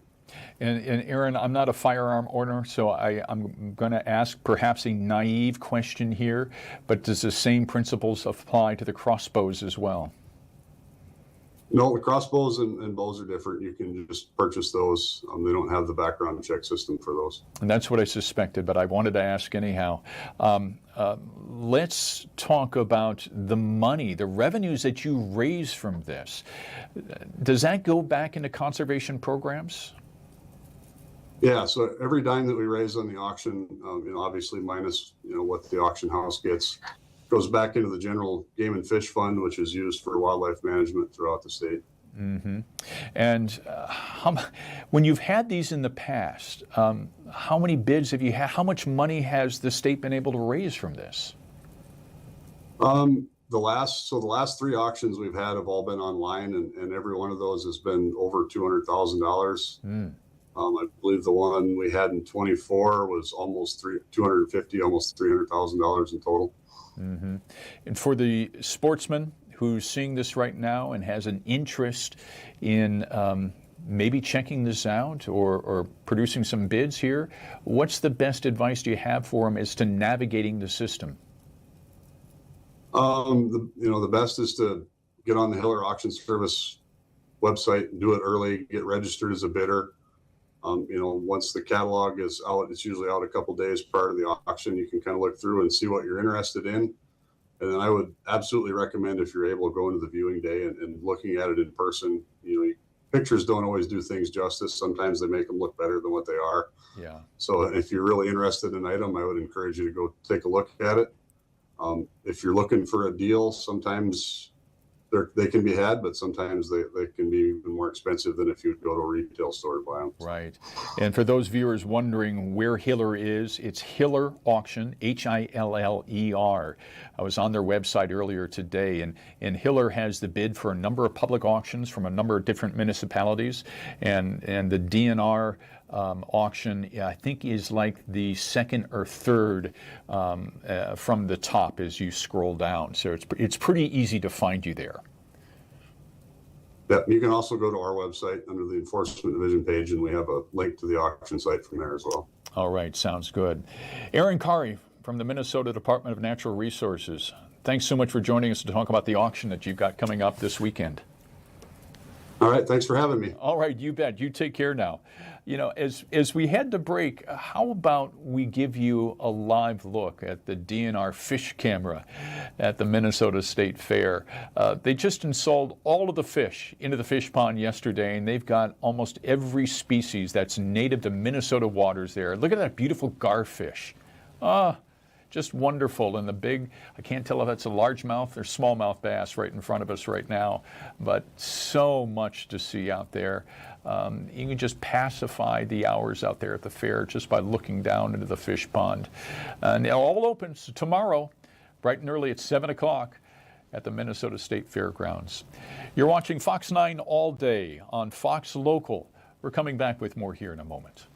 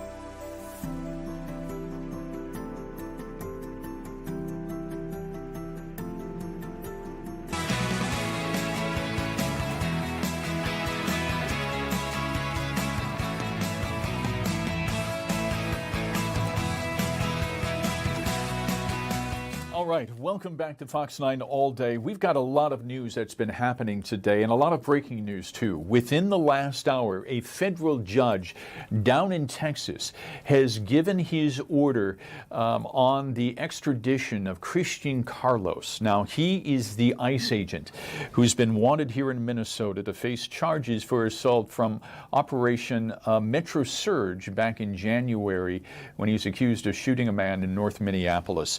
He's been in jail down in Texas for the past 90 days, and the state of Minnesota has been trying to extradite him back here to face those charges. Now, the state of Minnesota was wanting a temporary restraining order to keep him from being released from jail tomorrow because they only have a 90-day hold there.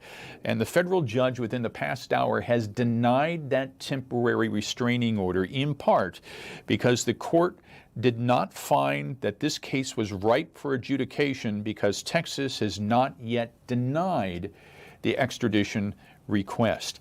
And Governor Greg Abbott from down there said is a part of the court proceedings in files that were submitted to the court, that he was still waiting for a ruling from his Secretary of State to determine if Mr. Castro is in fact a fugitive. That particular definition was really kind of what was weighing on that case down in Texas. The governor maintains, and the state of Texas maintains, that he was not a fugitive because ICE actually transferred him back to Texas, where he was working before. The state of Minnesota has been worried all along that he has some personal ties to Mexico, that he has a fiance in Mexico, and that once, if he's released from the county jail down there tomorrow, that he will flee into Mexico to be with his fiance. So that's one of the breaking stories that we've had here within about the last hour. Also, there is a major settlement today in the multi-state lawsuit against Meta. Of course, they are the owners of Facebook and Instagram. This is a multi-billion-dollar settlement, and $17 billion, of which $307 million will come here to the state of Minnesota. Now, Attorney General Keith Ellison says that this settlement will set strict daily limits, or a combined 2 hours a day for teenagers, and mandatory productive pauses for children to break up their endless scrolling. Now, push notifications will be blocked during the school hours, and there will be a nighttime block that will go into effect from midnight to 6 a.m.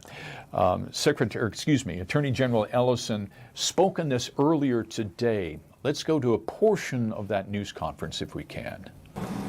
Minnesota will receive at least $214 million and up to $307 million. But this isn't about the money, really.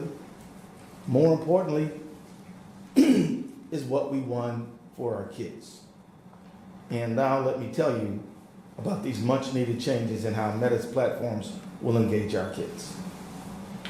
Meta will set a hard-capped 2-hour daily time limit for children ages 13 to 17 on Instagram and Facebook, with mandatory pauses after 15 and 60 and 90 minutes to interrupt endless scrolling. These limits remain in effect for 5 years. New nighttime blocks will restrict children's access from midnight to 6 a.m. so kids aren't losing valuable sleep while they're scrolling. Meta will eliminate push notifications on weekdays from 8 a.m. to 3 and during the school year so kids can stay focused on school. Meta will impose limits on features that kids use to compare and compete with each other, including beauty filters and visible like counts that have been linked to poor mental health for kids. All of this will be backed by improved age verification measures, better content controls, stronger parental controls, more safeguards against bullying, and tighter monitoring of content related to eating disorders, self-harm, and suicide.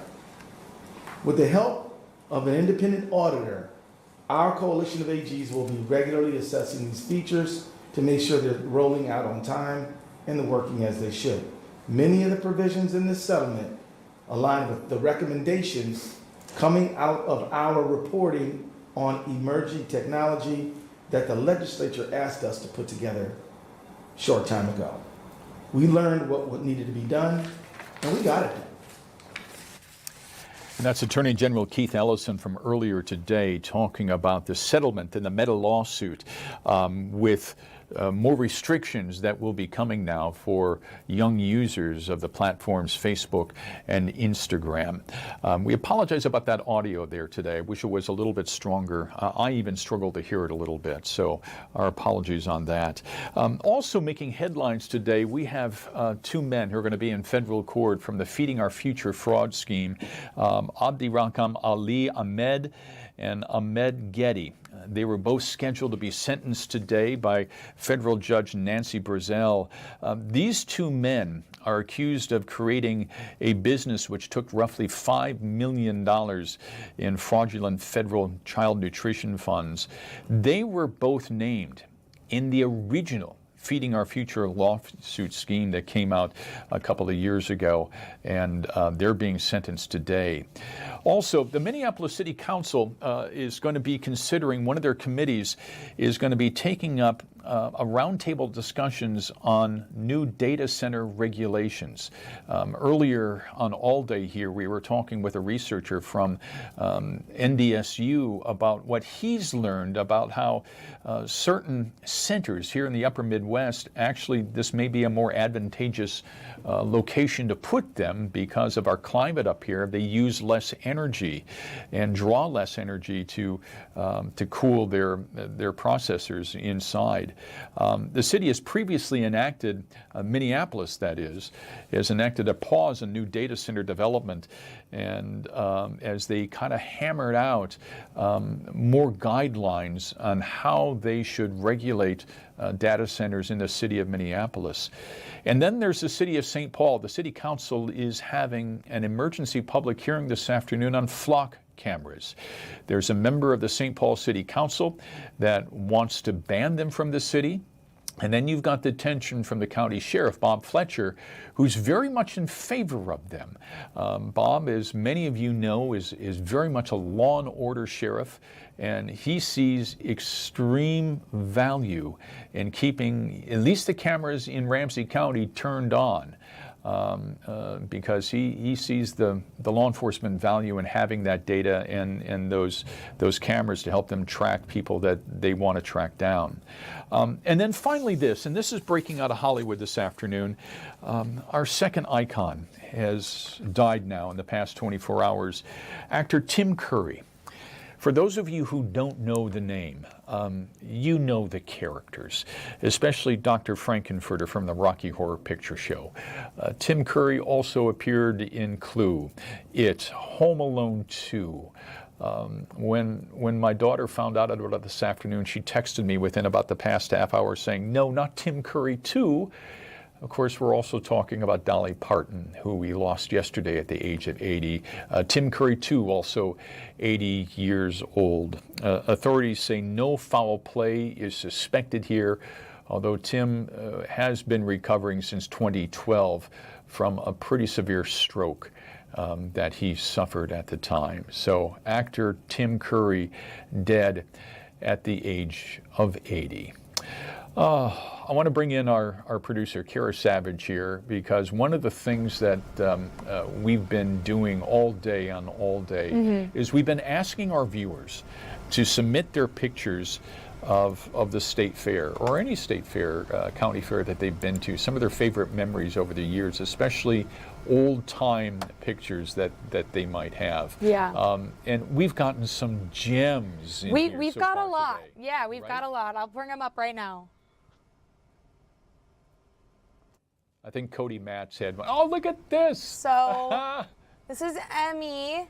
Emmy Zhang from Woodbury. Emmy and Jason, of course. Right, our own Jason Matheson from The Jason Show. Yeah. Oh, back in 2022. That's a wonderful picture. There we go. And next one, we've got someone we know, our producer, Paul Milgate. Yes. Yes, Aussies at the fair.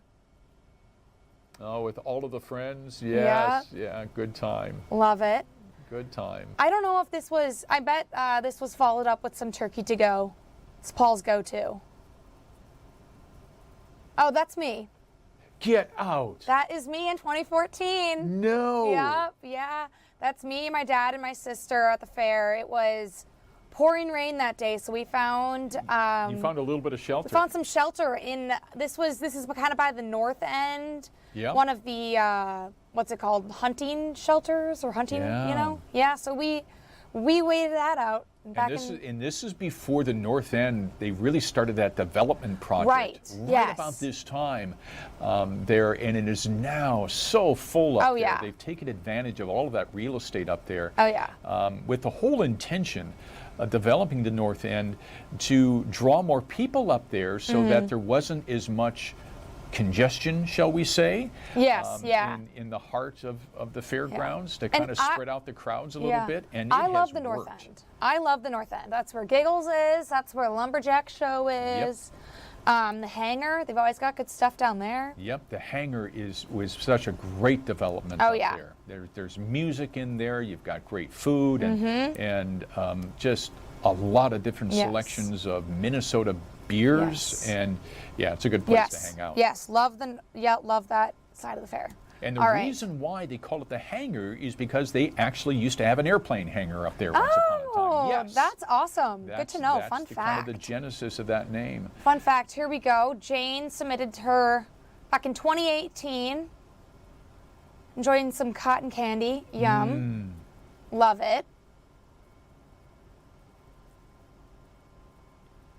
Jane sent this one in back to 2019. Oh, yeah. With the twin boys, yes. Love it. Oh, yeah. Hi there's- there, Emily.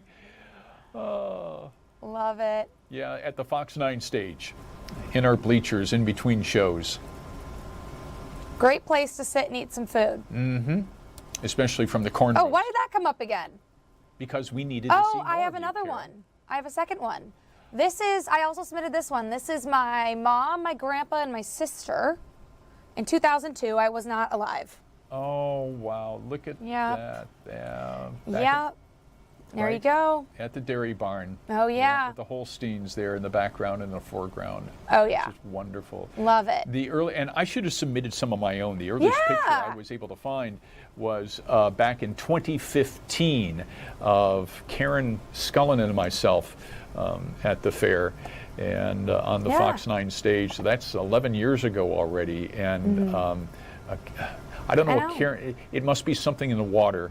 Karen has found the fountain of youth because she does not look a nanosecond older than she did 11ed years ago. Good for her. Yeah. Yeah, that's awesome. Yeah, Well, I was asking you earlier. We need to get what she's buying. What Yeah, she's getting. seriously. Well, I was saying earlier, you need to find some pictures of you. If you have any pictures from like your first fair or something. You know, I do at home. I'll see if I can bring those in later on. Once upon a time, I grew up in the Wisconsin State Fair tradition, right? And I was one of the greatest jobs I've ever had in my life is I was a kid from Wisconsin, and they're the musical ambassadors of the state of Wisconsin, and we used to tour the country representing the state. It's a musical performing group, and I played trumpet with the group, backing up singers and dancers, and it was fun. And the Wisconsin State Fair was kind of our home base, and we rehearsed there, we practiced there, we lived there, we performed there during the state fair, and then traveled the country and the state at various county fairs for from basically the end of June through Labor Day. And so yeah, I've got a lot of great memories. Fairs are my favorite. Yeah, I love the fair. I know some people don't agree. A lot of people are just waiting for it to be over. They're annoyed by the traffic, but no, I'm not one of them. Well, me neither. I avoid the traffic. I take the bus. Oh yeah, that's the way to do it. Always the parking ride. Always, especially here in the Southwest Metro, you can just take Southwest Transit at $6, and you get to ride in an air-conditioned coach with Wi-Fi, and you never have to fight the traffic. It's a pretty good deal. It really is. Sarah, I need to see more pictures of you and your family. You got to bring those in, Kara. Yeah, well, I texted my mom this morning. I was like, any throwback fair pics? Send them now, please. So I think she liked the work distraction there, and she started sending me some. So For sure. And please, you saw the QR code up on some of those pictures. Send them in to us. In fact, Kara, if we can, I'll bring them to break. One more picture, or one more picture for us so people can scan that QR code. And this one from Michelle. Thank you, Michelle, for sending this in. Yes, and love the Pronto Pup. There it is, fox9.com/all-day. Yep. And we would love to see your pictures, and we're going to show them here throughout the day and even tomorrow. Christy from yes. We can take these pictures to break. Right. Tim? All right. We're going to come back with more here in All Day in a moment.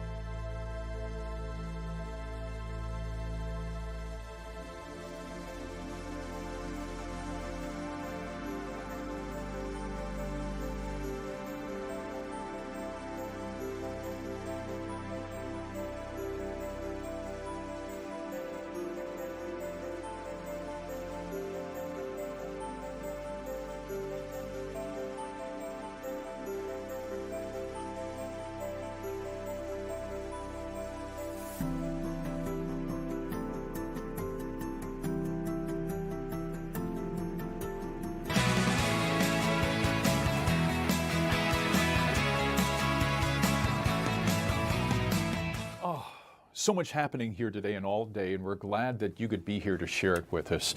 My name is Tim Blotz. I've had a lot of fun this week filling in for Courtney Godfrey, and we want to thank you for sharing a few moments of your time with us as you check in and out, no matter where you're coming from. Your office or your home office or anywhere in your streaming device. So we've had a lot of fun today, and we're going to have some more, including at the Minnesota State Fair, because even though it doesn't open until 7 o'clock tomorrow, it's a beehive of activity there right now. All of the 4-H'er kids, they're already there. And our Lauren and Drago had a chance to connect with some of them this morning for us. And we're going to go to her right now and kind of show you all of the fun that the 4-H kids and Lauren are having there too. We are inside the Christensen Pavilion on the southwest corner of the fairgrounds. This is where you will find all the goat, sheep, and swine owned and taken care of by 4-H'ers from every single county in Minnesota. You can see all the county signs, all of these cute sheep and goats. I don't know if they are aware of the storm that's about to enter this fairground, but it's busy out here today. So busy, some vendors are already open. And if you were wondering, yes, I have already eaten a corn dog today, and it was delightful. I want to introduce you to one of the 4-H'ers. Her name is Joni. She's from Carlton County, Moose Lake specifically. Tell me about your lovely little animal. Yeah, so this is Tracy. She is my senior yearling weather dam. She is gorgeous, and I love her very, very much. I got her earlier this spring, and I put a lot of work into her, making her bigger, getting her muscles. She gets walks every day. She gets about 2 20-minute walks a day. We go backwards, we go uphill, we go everywhere. She loves to be a show goat. She can be a little bit, she can have a little bit of sass sometimes, but then if I'm walking her alone, but if I start walking her in front of people, she immediately stops and she starts strutting around like she's the prettiest girl ever. Okay, so she might not mind all of the attention coming up this week. She loves it. She loves the attention. She's gonna stay here for open show too, and we chose her just because we know that she can handle it. And she loves the attention. She just loves being at the fair, and she knows that she's pretty, and she wants people to look at her. And Tracy, you are pretty. Tell us the backstory behind the name Tracy. Yeah, absolutely. So I got her from Pitlick Boar Goats, and when I got her, her registered name was Fast Car, and I like to name all my goats after song lyrics. And so it was kind of like she was already a perfect fit for me. So I named her Tracy because of the Tracy Chapman song. Fast Car. Brilliant. Yeah, I always say that the animal needs to match the person, and she really does match me. Truly, black hair. She has black head. Yes. She matches me in every way. And I really, really love her. Twin flames. I love it. So, Joni, tell me a little bit about what you'll be doing here over the next 12 days. Yeah, so I'll keep doing my daily stuff with her. She's still going to get her walks every day because she's in a tight pen like this. She's going to get longer walks. She gets fed around 3 times a day, and she gets a really high quality show feed because we want her to be big. She's got to have a lot of muscle. She's a meat animal, so she has to have a lot of muscle. She's a breeding doe, more specifically, so she's going to make meat babies. And so I'll just I try to keep her routine the same so that she doesn't get as stressed. So I try to do the same things at the same time. So I'm here, she likes to sleep in. She gets a little upset if I try to take her on a walk too early in the morning. So I come here a little bit later and I still do her walks and everything. And I try to make it as unstressful for her as possible, because that's going to make her look the best in the show ring, and that's also going to make her, there's a relationship between me and her, and if I do things that make her really upset all the time, then she's not going to want to stand good for me in the show ring, and she's not going to want to work with me. So yes, we work really hard, and I work really hard with her, but also sometimes I just go in there and cuddle with her, and I give her love, and I'm the feed lady. She knows I'm the feed lady, and she likes feed, so. Oh, that's amazing. So you really get to know this animal and figuring out what they need, when they need it, what routine works best for them. Absolutely. Every animal is different. I've shown a lot of animals over the years. I've had animals that like different collars. I've had animals that Colors? Yes, like different collars. Oh, collars. I thought you said different colors. No, I have animals that like different types of collars and different.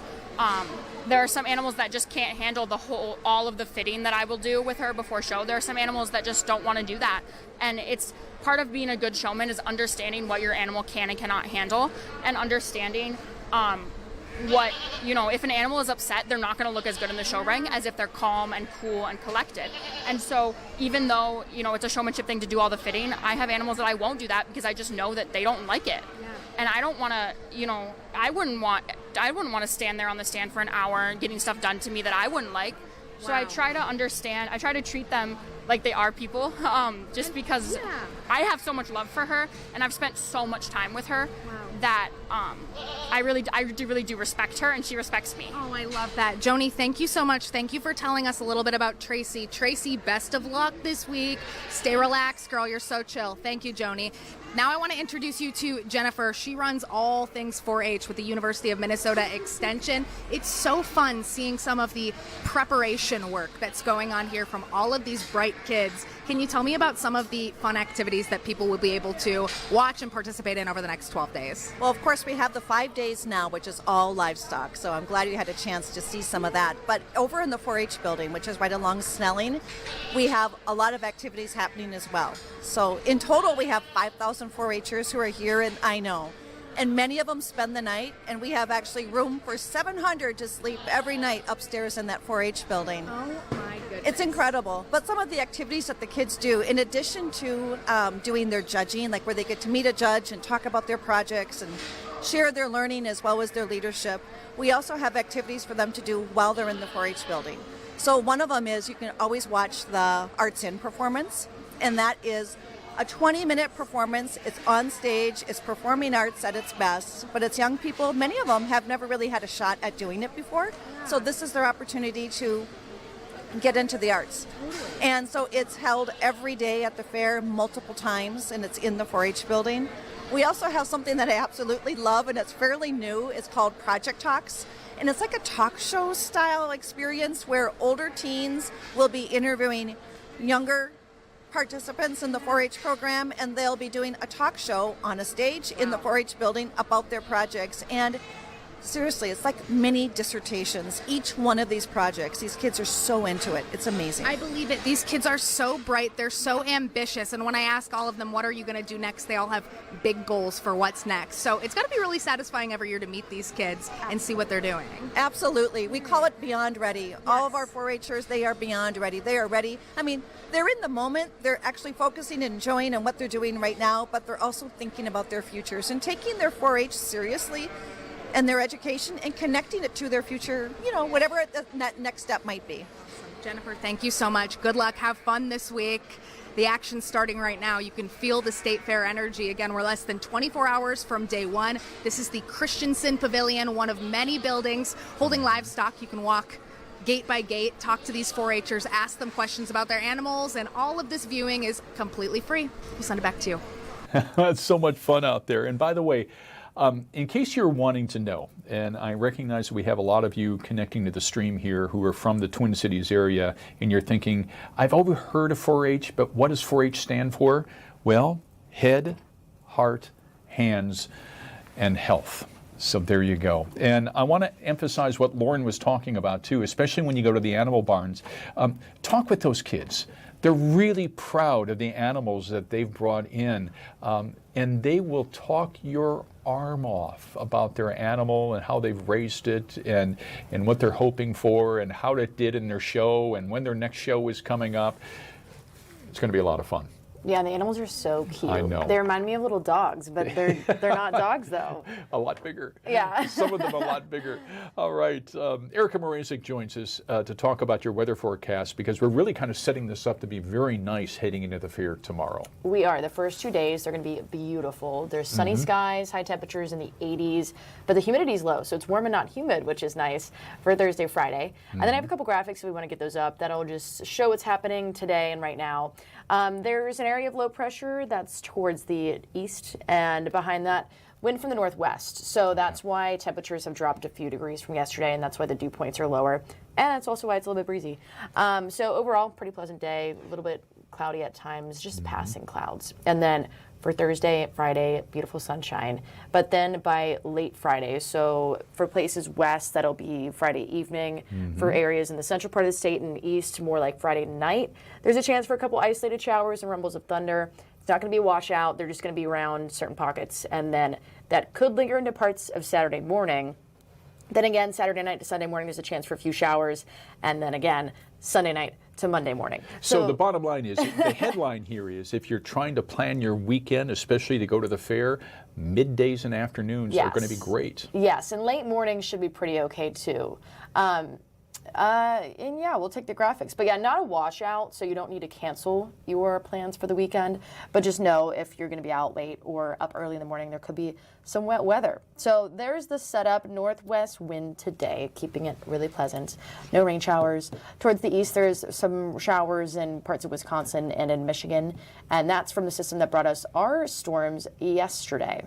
And the current temperatures, 70s, 80s, 81 right now in the Twin Cities metro, also matching that temperature in Hinckley, La Crosse, and Morris as the warmest spots. And then wind gusts of 20 to 25 miles an hour today, so a little bit breezy, but the wind quiets down for tomorrow. So overall, Thursday, Friday, amazing. After that, chance for some raindrops. And then temperatures get a little bit warmer once you head into Sunday. So by Sunday, highs could be in the mid to upper 80s. But overall, all highs should stay around the 80s. It's not like the 90s are in the forecast or anything. So not as much of a sweat together as other years. Yeah, boy, it's looking nice out there. That's a live shot that you see there in the background from our State Fair camera from the Fox 9 stage. Just beautiful. And a beehive activity out there, too. Oh, yeah, already. Yeah, for sure.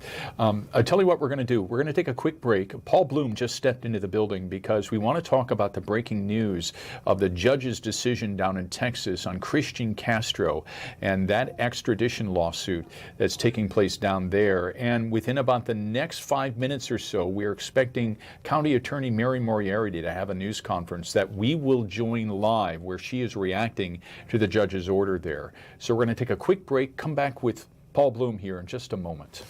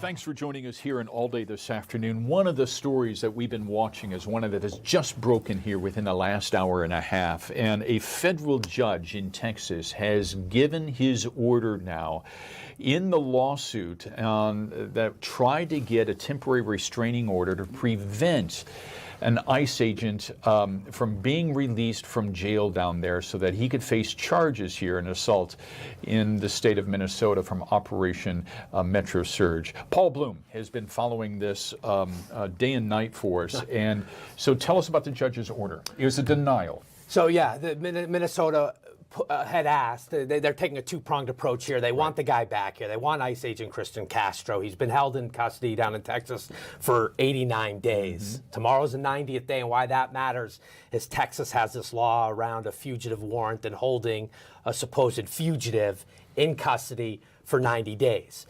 If the governor doesn't sign the warrant that Minnesota is asking him to, the extradition paperwork to send him back, tomorrow that 90-day window closes.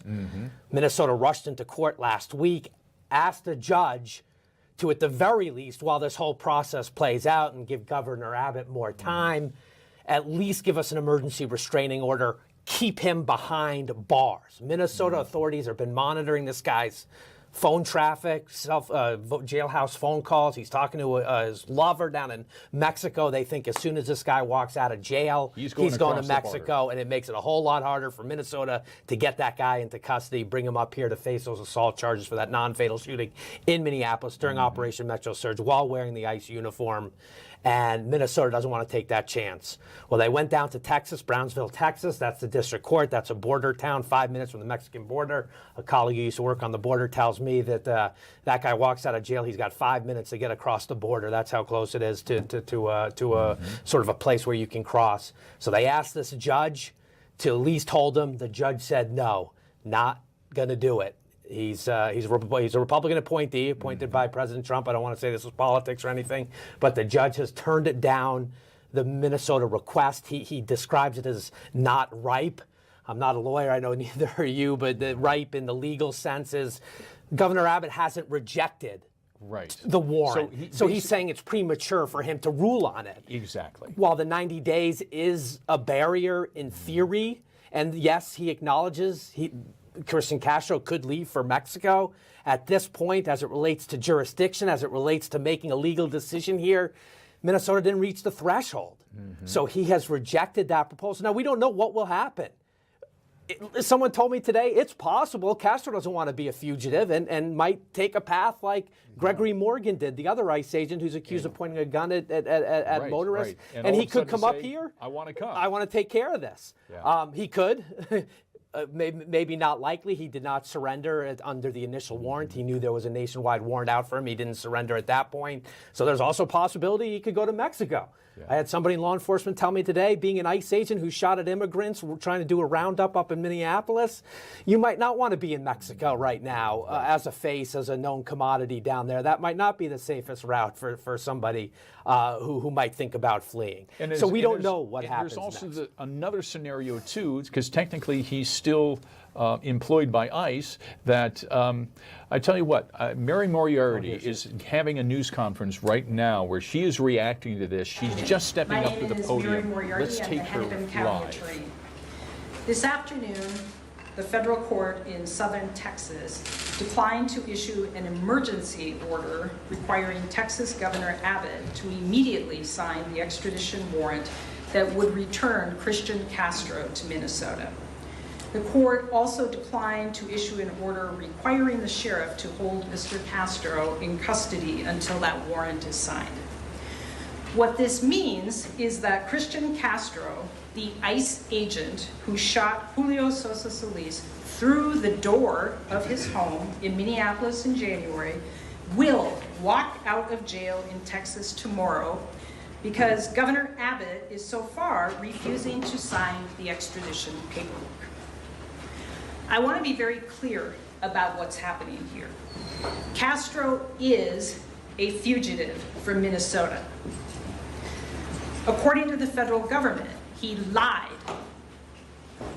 He lied about what happened that night on January 14th.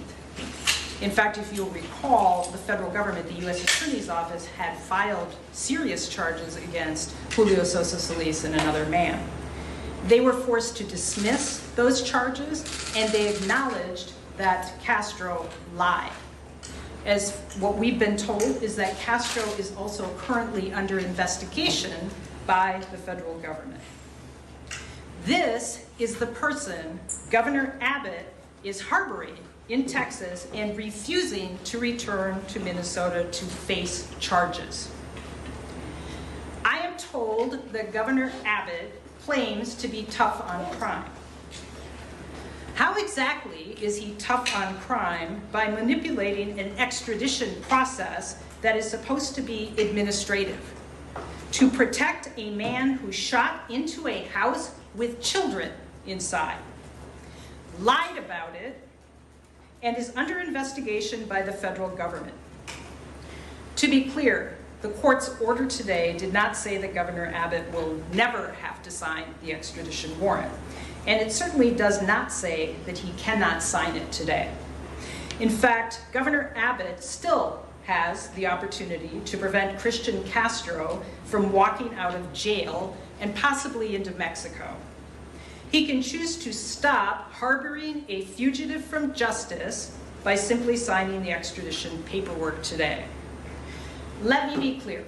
If Christian Castro walks out of the door of the jail tomorrow and disappears into Mexico, it will be the fault of one person, Governor Greg Abbott.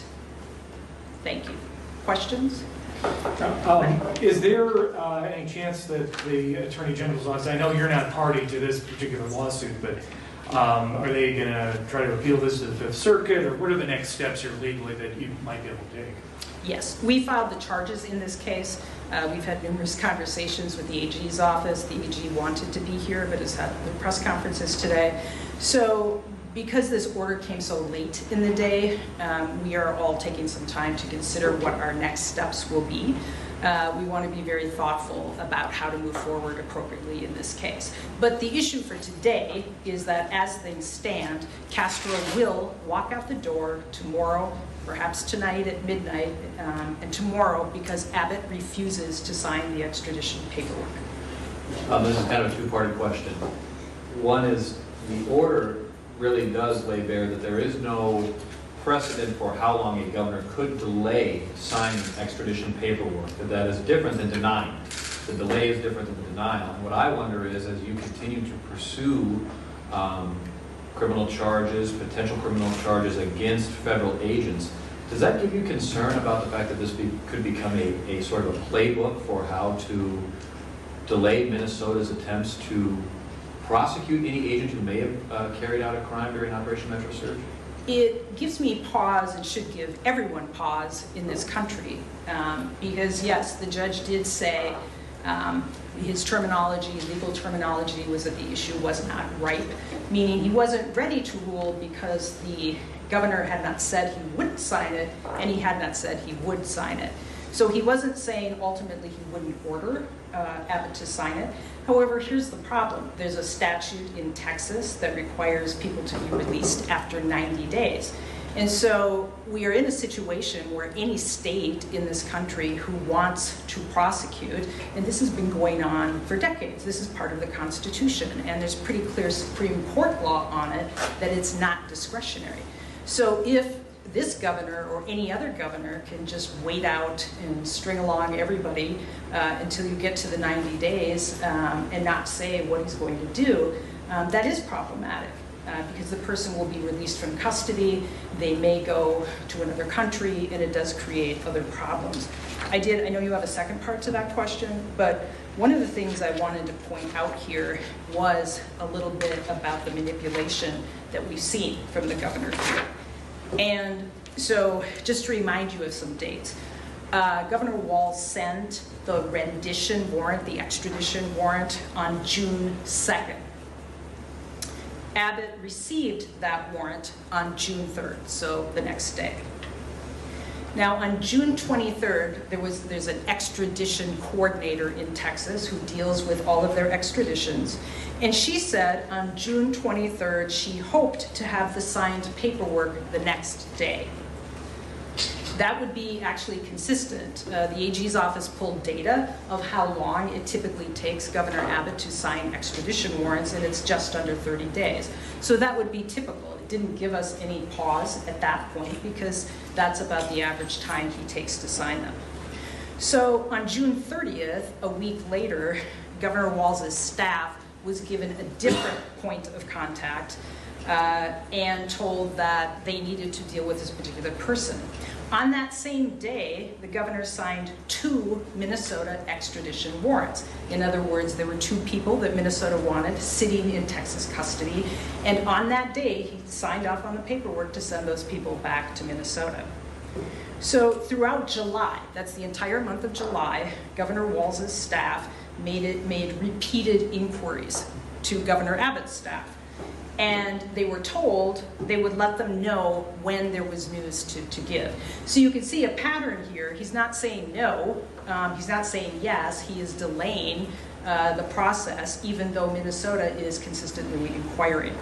Then on July 30th, I sent a letter to Governor Abbott pointing out that we were asking for him to sign the paperwork. We wanted to make sure he specifically knew that this paperwork was waiting to be signed. We still have not heard anything from him on my letter. And then on August 13th, Attorney General Ellison sent a letter to Abbott as well. And when he didn't hear anything, then we filed the lawsuit. So I think this is all clear evidence that this is stringing everybody along, not saying no, not saying yes, but just stringing people along, leading people to believe that at some point he was going to sign it, or at least it would have been hard for us to file a lawsuit earlier, because even now the judge ruled it was too early for us to file it. So we were caught in this situation that was kind of untenable. I do want to say too, in this opinion, the Texas court said that he was doubtful about the extradition investigation that Governor Abbott claims he's doing. And I want to point out the first opportunity Abbott had to address this particular issue was when he was, looked like he was signing some paperwork, and he was asked at a press conference. And this was his answer. It wasn't that I'm doing an investigation, I've asked for an investigation to be done. This is what he said. Well, first of all, I don't trust Tim Walz on anything, let alone something like this. While they're making demands, I have a demand of my own. It's time for Minnesota to step up and repay the United States of America and Americans for all the fraud they've committed in their state through federal programs. That is what this is really about. It is about harboring an ICE agent. This idea of an investigation is a pretext simply to delay this process to the 90 days, which is going to happen unless he decides to sign it tonight, and Castro will walk out the door. I know you had a second part to your question. Well, I think one of the things that you wonder about this is, do you have any sense of, will Castro be held to any conditions of that release? Will he be on electronic home monitoring? Will he have his passport taken? Is there any indication that you've been given that there is some sort of holding of him to the accountability of not only the warrant you have issued, but the fact that he was arrested and held on these charges for a period of time? Or is he just literally going to walk out a free man? As far as we know, he is literally going to walk out the door a free man. And as many of you know, we filed an affidavit, the Attorney General's office filed an affidavit documenting the extensive conversations Mr. Castro has had with a romantic partner in Mexico, and the plans that he stated that he wanted to go to Mexico, relocate there, and live with her. So that is a big reason why we are fearful that he is a flight risk. And in fact, the judge set a substantial amount of bail on the warrant down there because the judge also felt that he was a substantial flight risk. Do you think that Abbott was really, from the very beginning of this, planning to run out the clock, as is appearing what has happened? Yeah, I can't get into his mind. I don't know that there was necessarily a coordinated strategy here. I think if he was planning on doing that, he would have had a better answer than he had at the press conference that he disliked Tim Walz. It was only later on when he claimed, and we actually found this out, I believe, at the hearing yesterday, or at least in the filings that they gave on Monday, that he had sent a letter, purported to send a letter to have an investigation done. That came up really late. That was the whole issue of the definition of fugitive. It was, and I will say the judge pretty much dismissed that claim. He was very doubtful about that In the claim. footnote, Yes, yeah. yes. Yeah, so the judge recognized, I'm kind of doubtful on this, but I'm going to take it at face value and give him the opportunity to complete his investigation. But, you know, I think this should cause alarm for absolutely everyone. Because imagine a United States where somebody can commit a crime in one state and then run to another state where they feel perhaps somebody is, you know, has a beef with another governor or is more politically aligned with them, and they just don't return them.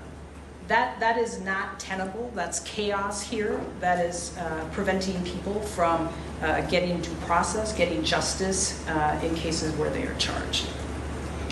Is there anything, and again, I know this is the AG's lawsuit, but is there any other legal tactic you might have taken to advance this along in the federal courts, or did they throw everything at the wall that they could? We did. In fact, I know people might have the question, why did you wait so long to sue? And I understand that question from the outside. I will tell people that the court, even today, in his order, said it was premature that we sued. And so we were in a box here, right? We were running up against the 90 days, but we didn't want to sue too early because we hadn't received a denial from the governor. And as it turns out, the judge felt that he needed to give the governor more time. So we weren't in a good position. We tried to time that as best we could so that it wouldn't be found to be premature. The judge found it was, but also in enough time to try to prevent Castro from being released, which is another reason why we asked the judge to order the jailer in Texas to hold Castro. So I don't know that there's anything that we could have done differently. We did absolutely everything. The governor's office, the AG's office did everything. As I said, the typical timing for signing of extraditions by Abbott has been 30 days. And so we were waiting, we were in contact, we were being told, oh, you know, we think we'll have it signed tomorrow. At one point, we actually got a communication that the person responsible for them was on vacation. So it was a constant excuse after excuse leading us along so that we couldn't go into court at that point and say, hey, Judge, he is refusing to do this, because he kept stringing everybody along and manipulating this process. So what's next? I mean, our lawsuit is still there. As I mentioned, we in the AG's office are going through this opinion. We are trying to figure out what our next steps are. Much depends on whether Castro does leave and go to Mexico. That will make it very difficult for us to get him back. So we are looking at our next steps. So two more if we have them. I think you kind of touched on this in your response when you said this should cause alarm, but if you could just reiterate, when you have this sort of tit for tat, and I don't know if unprecedented is the right word, but has this ever happened before? Can you kind of reiterate just the spot we're in? Yes. There's a Supreme Court case out of Puerto Rico. It was Iowa. It was a man who was in Puerto Rico, who was in some type of car crash and killed a woman, came back to his home state of Iowa. This was in 1987. This U.S. Supreme Court decision came down. And Iowa did not want to extradite or sign the paperwork to Puerto Rico because they didn't feel that a white man could get a fair trial in Puerto Rico. That went up to the Supreme Court. The Supreme Court said, you have no discretion here, you must send him back. But I'm going to give you an example that's really going to hit home here. What if Vance Belter escaped charges, as you know, he was caught here, and went to Texas or some other state where he thought his political views were more favorable? And what if the Texas governor or some other governor refused to extradite somebody who assassinated people and shot other people? There's no end to what this could look like. And so I'm giving you that extreme example because we're on the precipice of having something like this happen where the political views of governors make a difference in extradition. And this is not what was intended to happen by the founders. That's why there's an extradition clause in the Constitution. That's why the United States Supreme Court made it clear in 1987 that there is no discretion. This is simply an administrative task. The actual trial happens in the state that wants this person. There is really nothing for the governor to do.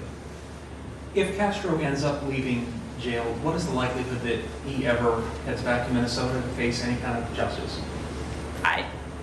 I can't answer that. He certainly had the opportunity to come to Minnesota. He could have any time waived extradition. In the past 90 days, he could have said, you know what, I want to go back to Minnesota to face charges. He never did that. He has been in a jail 89 days now, so we certainly don't have any indication that he would come back to Minnesota on his own. Obviously, one of our fears is that he will go to Mexico. I don't know. We certainly have a lot of information that makes us fear that that's a possibility, but I can't speak for it. And if he were to leave the country, what options would your office have at that point? So there is an international extradition treaty between Mexico and the United States, but that would require the help of the federal government. And I do want to say in the federal government, I mean, I can't emphasize this enough, this is a person that the federal government has said it's investigating. This is a person that the federal government, this administration, said lied. And for Governor Abbott to harbor somebody who the administration said has lied and shot into a house that had children in it, it is kind of beyond the pale. Thank you. Thank you.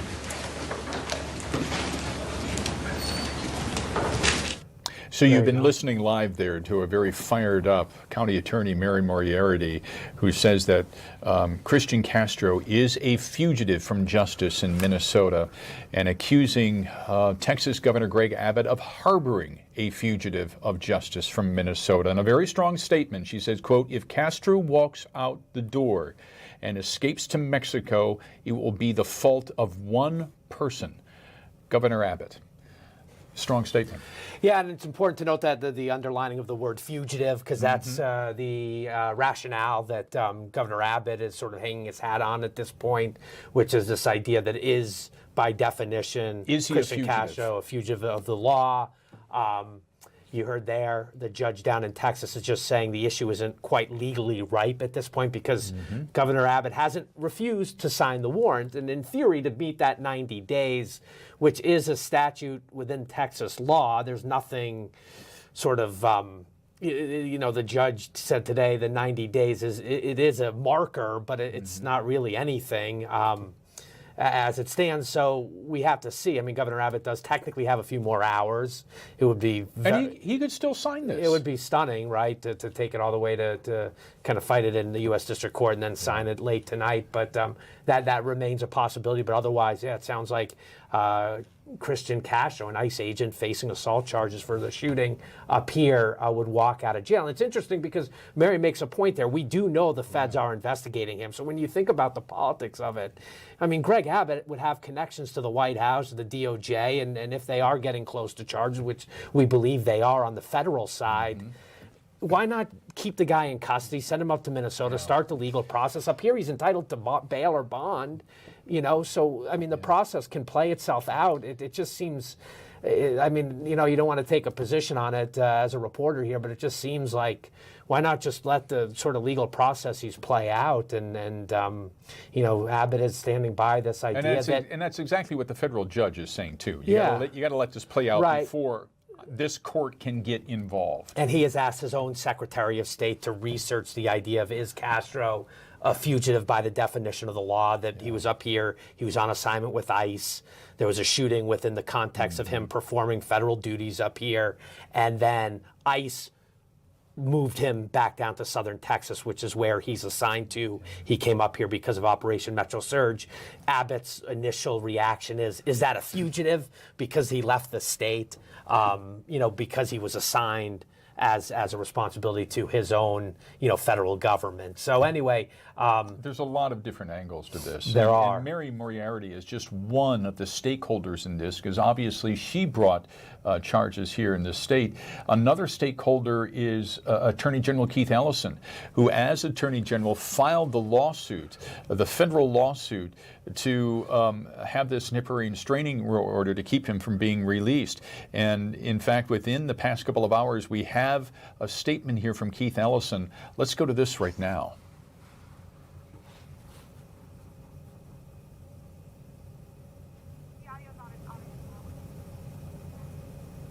All right, we're having some audio problems right there. We're going to get that fixed and then come back because we want you to hear what Attorney General Ellison has to say. I do just want to say we do have some written comments. His comments earlier today was before we got the order. Correct. So it was earlier today, but the office is commenting, quote, Minnesota should never have had to file this lawsuit or this motion. Abbott is playing, meaning the governor, Abbott is playing with constitutional fire. Greg Abbott is turning Texas into a sanctuary state for violent criminals. So says Minnesota Attorney General Keith Ellison in response to this decision down in Texas from a U.S. District Court judge who said no to this temporary emergency restraining order that would have held Castro beyond the 90 days. A fugitive is entitled to remain in jail without a signed warrant. And in effect, the federal judge is really trying not to get involved in this. Yeah. He wants this to be resolved by the states first, right, before the federal court steps in. So he's taking a very conservative approach, saying that this court is standing back. Right. We're not going to get involved in this fight. And Mary Moriarty and her team did find there are some there's some verbiage in this ruling that is supportive of Minnesota's position. He's dubious, the judge is, of Governor Abbott's so-called investigation into whether or not, by legal definition, Castro is a fugitive. Now, come the 90 days and the warrant isn't signed, we talked off camera, could Minnesota rewrite its lawsuit, file something different once he's released? I mean, that's possible. That may change the dynamic of the argument. Hit the reset button right, once he is released. Now once he's out. But again, the judge did say the governor isn't really technically on any clock. The 90 days is contained within the state law, but he hasn't said no to the warrant at this point. And another possible scenario here, too, is if he truly is being investigated by the federal government and the Department of Justice and for possible charges for lying to investigators on this, there's a scenario, too, that maybe the feds have already convened a grand jury and they've got charges waiting that they will serve him arrest papers when he's released. Now, speculating, I'm being dangerous in that, and there's no evidence to suggest that's going to happen. But my understanding is we're getting close from the federal decision on that case, and that we're not quite at a level where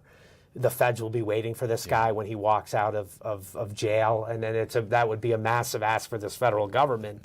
One thing, depending on what the U.S. Attorney or the U.S. Attorney's Office and local prosecutors think of what happened that night and the lying on the back end, there certainly is an investigation, but that decision would have to go all the way up to the top of the DOJ. And are they ready to charge their own federal agents? So it is anything's possible. Like I said, he could step out of jail. He could want to take care of the warrant, although Mary points out, Hennepin County Attorney Mary Moriarty points out that he did have the ability at any point to sign extradition papers. He refused to sign those. A defendant can do that on his own. You don't have to wait for a governor. Yeah. The defendant can waive that right and come up here, and he hasn't done that yet.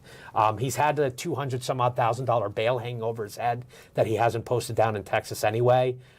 So there are questions about why he maybe he just doesn't have the money to do that, but he sat in jail now for 89 days, and we'll have to see. I mean, just keep refreshing the jail roster down in Brownsville, Texas overnight and see if, in fact, he's released from custody. We're all watching our watches, right? I know, as sure. the time ticks away. Yeah. Paul Bloom joining us with analysis on this court decision down in Texas today. We're going to take a quick break here on Fox 9 All Day, streaming live on the Fox Local app. We're back with more in a moment.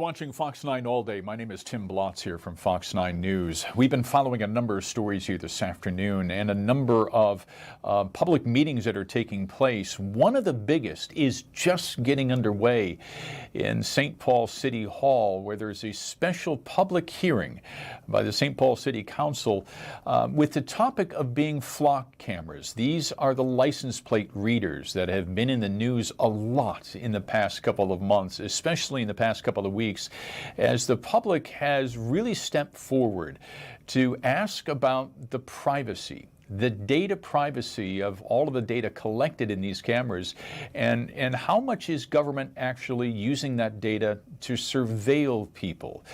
There's a prominent member of the St. Paul City Council who now wants to reconsider the city's use of these Flox cameras, and that hearing is now underway in St. Paul City Hall. So we're going to join that live here. It's a Palantir and then goes to ICE, and there's no limit to how much they will abuse this. There are droves of stories all across the country also about people falsely ID'd by flock cameras and receiving automatic citations that are a nightmare to fight. So far too often, the supposed upsides of technology don't actually work and instead make our lives much worse. I remember when ticketing cameras were deployed on stoplights many years ago, and they were quickly taken down because they just didn't work. We're in a similar situation except for with much, much more abuse. Again, I'd like to thank the City Council for passing this resolution, and thank you very much. I look forward to the ordinance. Thank you very much. Make sure to sign in. Welcome up. I know folks don't want to stand too close to the cameras, but do feel free to stand a little bit closer so you don't have to walk as far when you come up to the front. Welcome. Thank you. I'm a member of WHAM and Eyes Off St. Paul and a Ward 4 resident. The city must end its contracts with Axon, Flox, and Skydio and any others used to conduct AI-powered mass surveillance. Police information on this technology is at best misleading and at worst misinformation. On August 18th, members of the public attended a community meeting where the police said their drones don't use AI.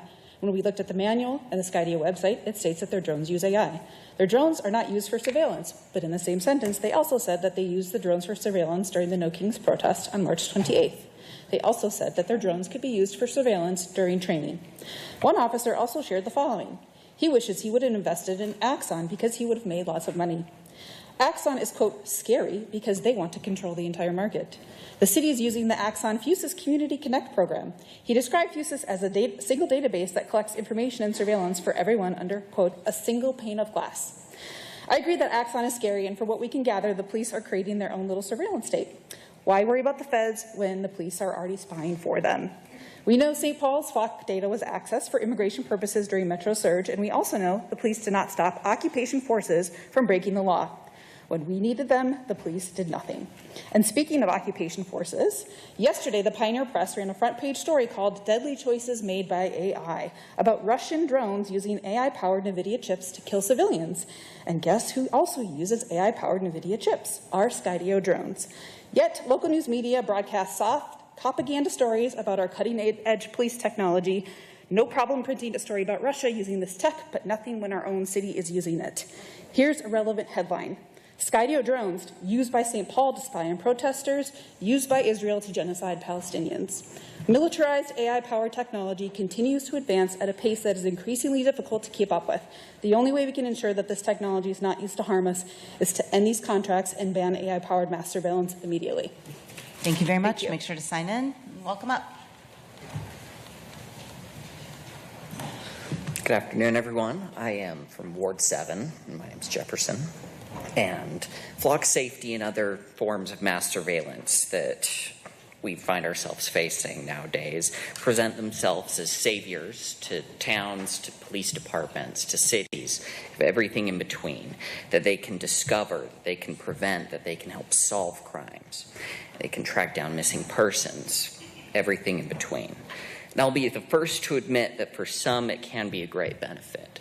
Like for those that want to stalk their romantic partners, for those that want to use immigration enforcement to break apart families, tearing children from their parents, for the police departments targeting writers of op-eds critical to them, for identifying and harassing protesters, for officers looking to track women who may have had an abortion. These are purposeful events that use mass surveillance with the express purpose of harming and distracting and taking down legal rights of people. Searching through seas of photos and videos to try and pin something on people that they don't like, whether it be personal, political, emotional antagonism. And I also want to talk about what can happen when it's not just purposeful events, but these surveillance systems get things wrong. This was just a couple years ago, but in a study they found that 1 in 10 license plates scanned by Flock were misread to the order of what state it was from. 1 in 10.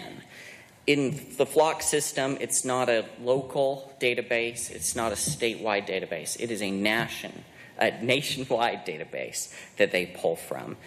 Even 1 in 10, even if it's less than that, with billions and billions of hits each day, can lead to hundreds of millions of issues. Thank you very much. Make sure to sign in and welcome up.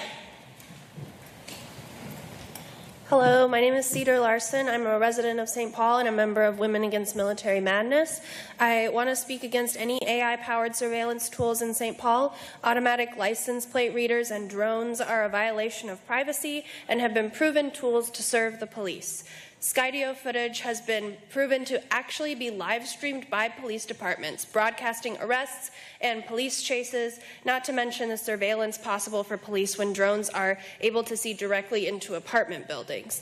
This puts vulnerable and quite possibly horrible moments of individuals' lives on the internet for anyone to see. Reviews have found that cameras had filmed hundreds of people and vehicles crossing streets, standing on sidewalks, etc. And this is an invasion of privacy. And because the drones are sent after crimes have been committed, they do not actually prevent crime. Additionally, we know police and these corporations cannot be trusted not to share data and recordings with immigration enforcement like what we saw during Operation Metro Surge. We also know Skydio and Flock have tracked the wrong suspect and put their lives in danger in the process.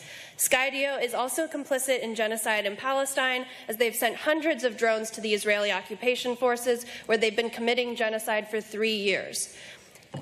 We know that Axon is a leading manufacturer of tasers, among other equipments used by police, and recently acquired Israeli company Carbine, which makes AI-powered, quote, emergency communications used by police. This props up Israel's tech sector, which makes up 20% of the apartheid state's GDP and about half of their annual exports.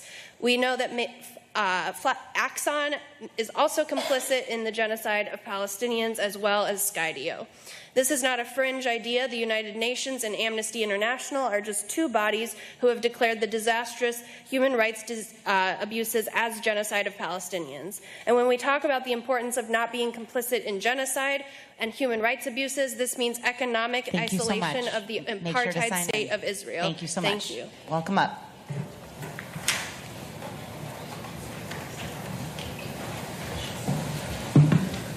Hello, my name is Jamie Neverton. I live in Ward 2.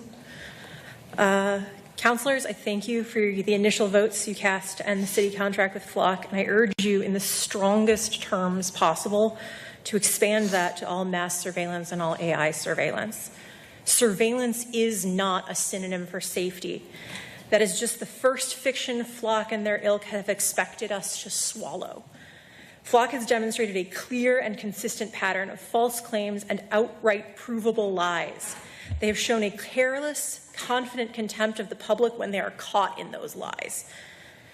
There's no reason to trust any claim that these surveillance companies are making. There's no reason to think this data will be safely and securely stored. There's no reason to accept that this data collection is somehow limited to only license plates or bad guys. There is no reason to assume that this data will not be misused, lost, sold, shared, or misplaced. And there's no reason to assume that Flock will face any consequences at all the next time they are caught lying about those claims. They have done nothing to deserve the trust they expect from us. Surveillance is a tool and it is a responsibility. Like any tool, it can be used for benign or even good purposes, but it can also be used to exploit, harm, divide, silence, and sow fear. Flock and these companies act entitled to our patronage and our trust and our data, but they have shown that they cannot and do not and will not be responsible with those things. They do not deserve our trust, they do not deserve our data, and they do not deserve a dime of our money. A reckless, unaccountable, and insecure surveillance apparatus cannot provide real safety to anyone, only an expensive illusion. I could speak for an hour on why these contracts should not be renewed, but I only have 2 minutes, so I guess the rest is up to you guys. Thank you so much. Make sure to sign in. Welcome up.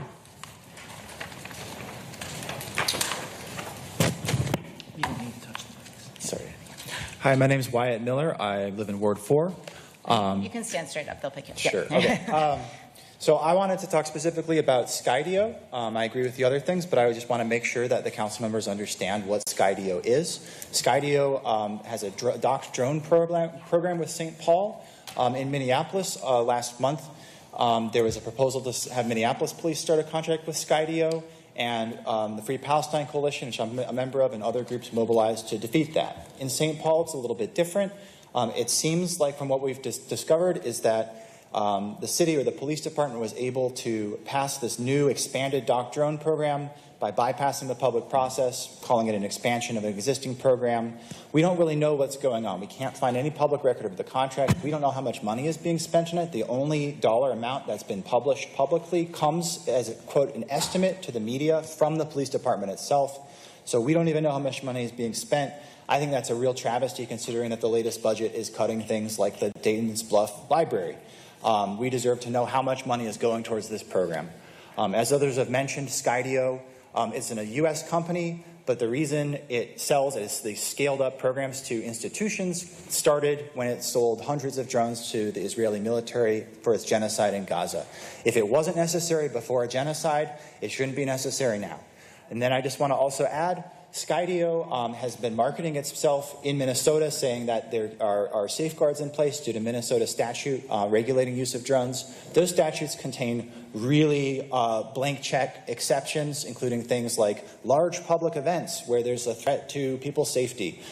Those could be used easily against protesters. I personally have been at protests where St. Paul police will accuse me of committing a crime by standing in the street.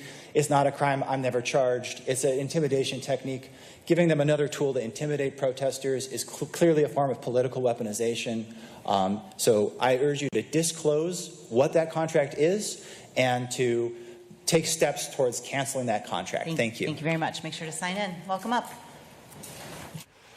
All right, you've been watching the public hearing taking place in St. Paul City Hall on the use of flock surveillance cameras within the city.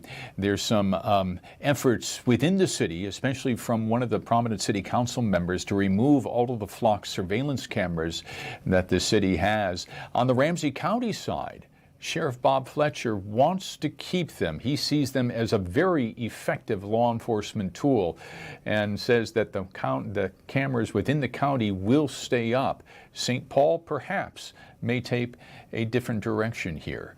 So you've just been watching some of the live testimony taking place at St. Paul City Hall now as that community tries to wrestle with the decisions that they want to make ahead regarding public safety, I should say, and measuring up that against the public sentiments at the time.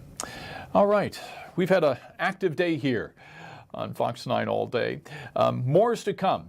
Coming up next here is the Fox 9 Evening News with Simone and Randy, and it's going to be, we've got a lot of news and a lot of headlines that we're going to be pursuing here today. So we're going to leave you with a little bit of a moment of zen. We're going to take you out to the Minnesota State Fair. This is the fish cam in the fish pond at the DNR as everything floats in front of the camera. Thanks for joining us here today and all day. The Fox 9 News at 5 o'clock starts next.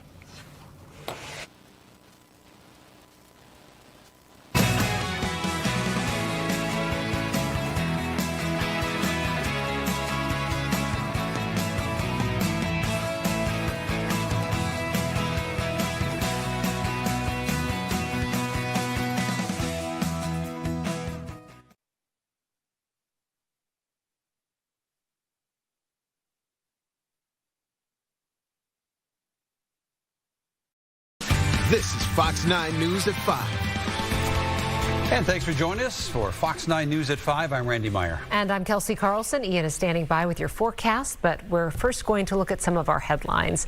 Details on the multi-billion-dollar settlement with Meta to resolve a landmark lawsuit. The 9-figure sum coming to Minnesota and the changes also coming to Meta as a result. We'll have that update. And then ahead of tomorrow's legal deadline, a judge in Texas has now refused Minnesota's request to keep a charged ICE agent in custody. It's also sentencing day for 2 defendants charged in the Feeding Our Future fraud scheme and the efforts to rid Minnesota of an invasive insect by introducing another one. An expert weighs in on the plan to eliminate emerald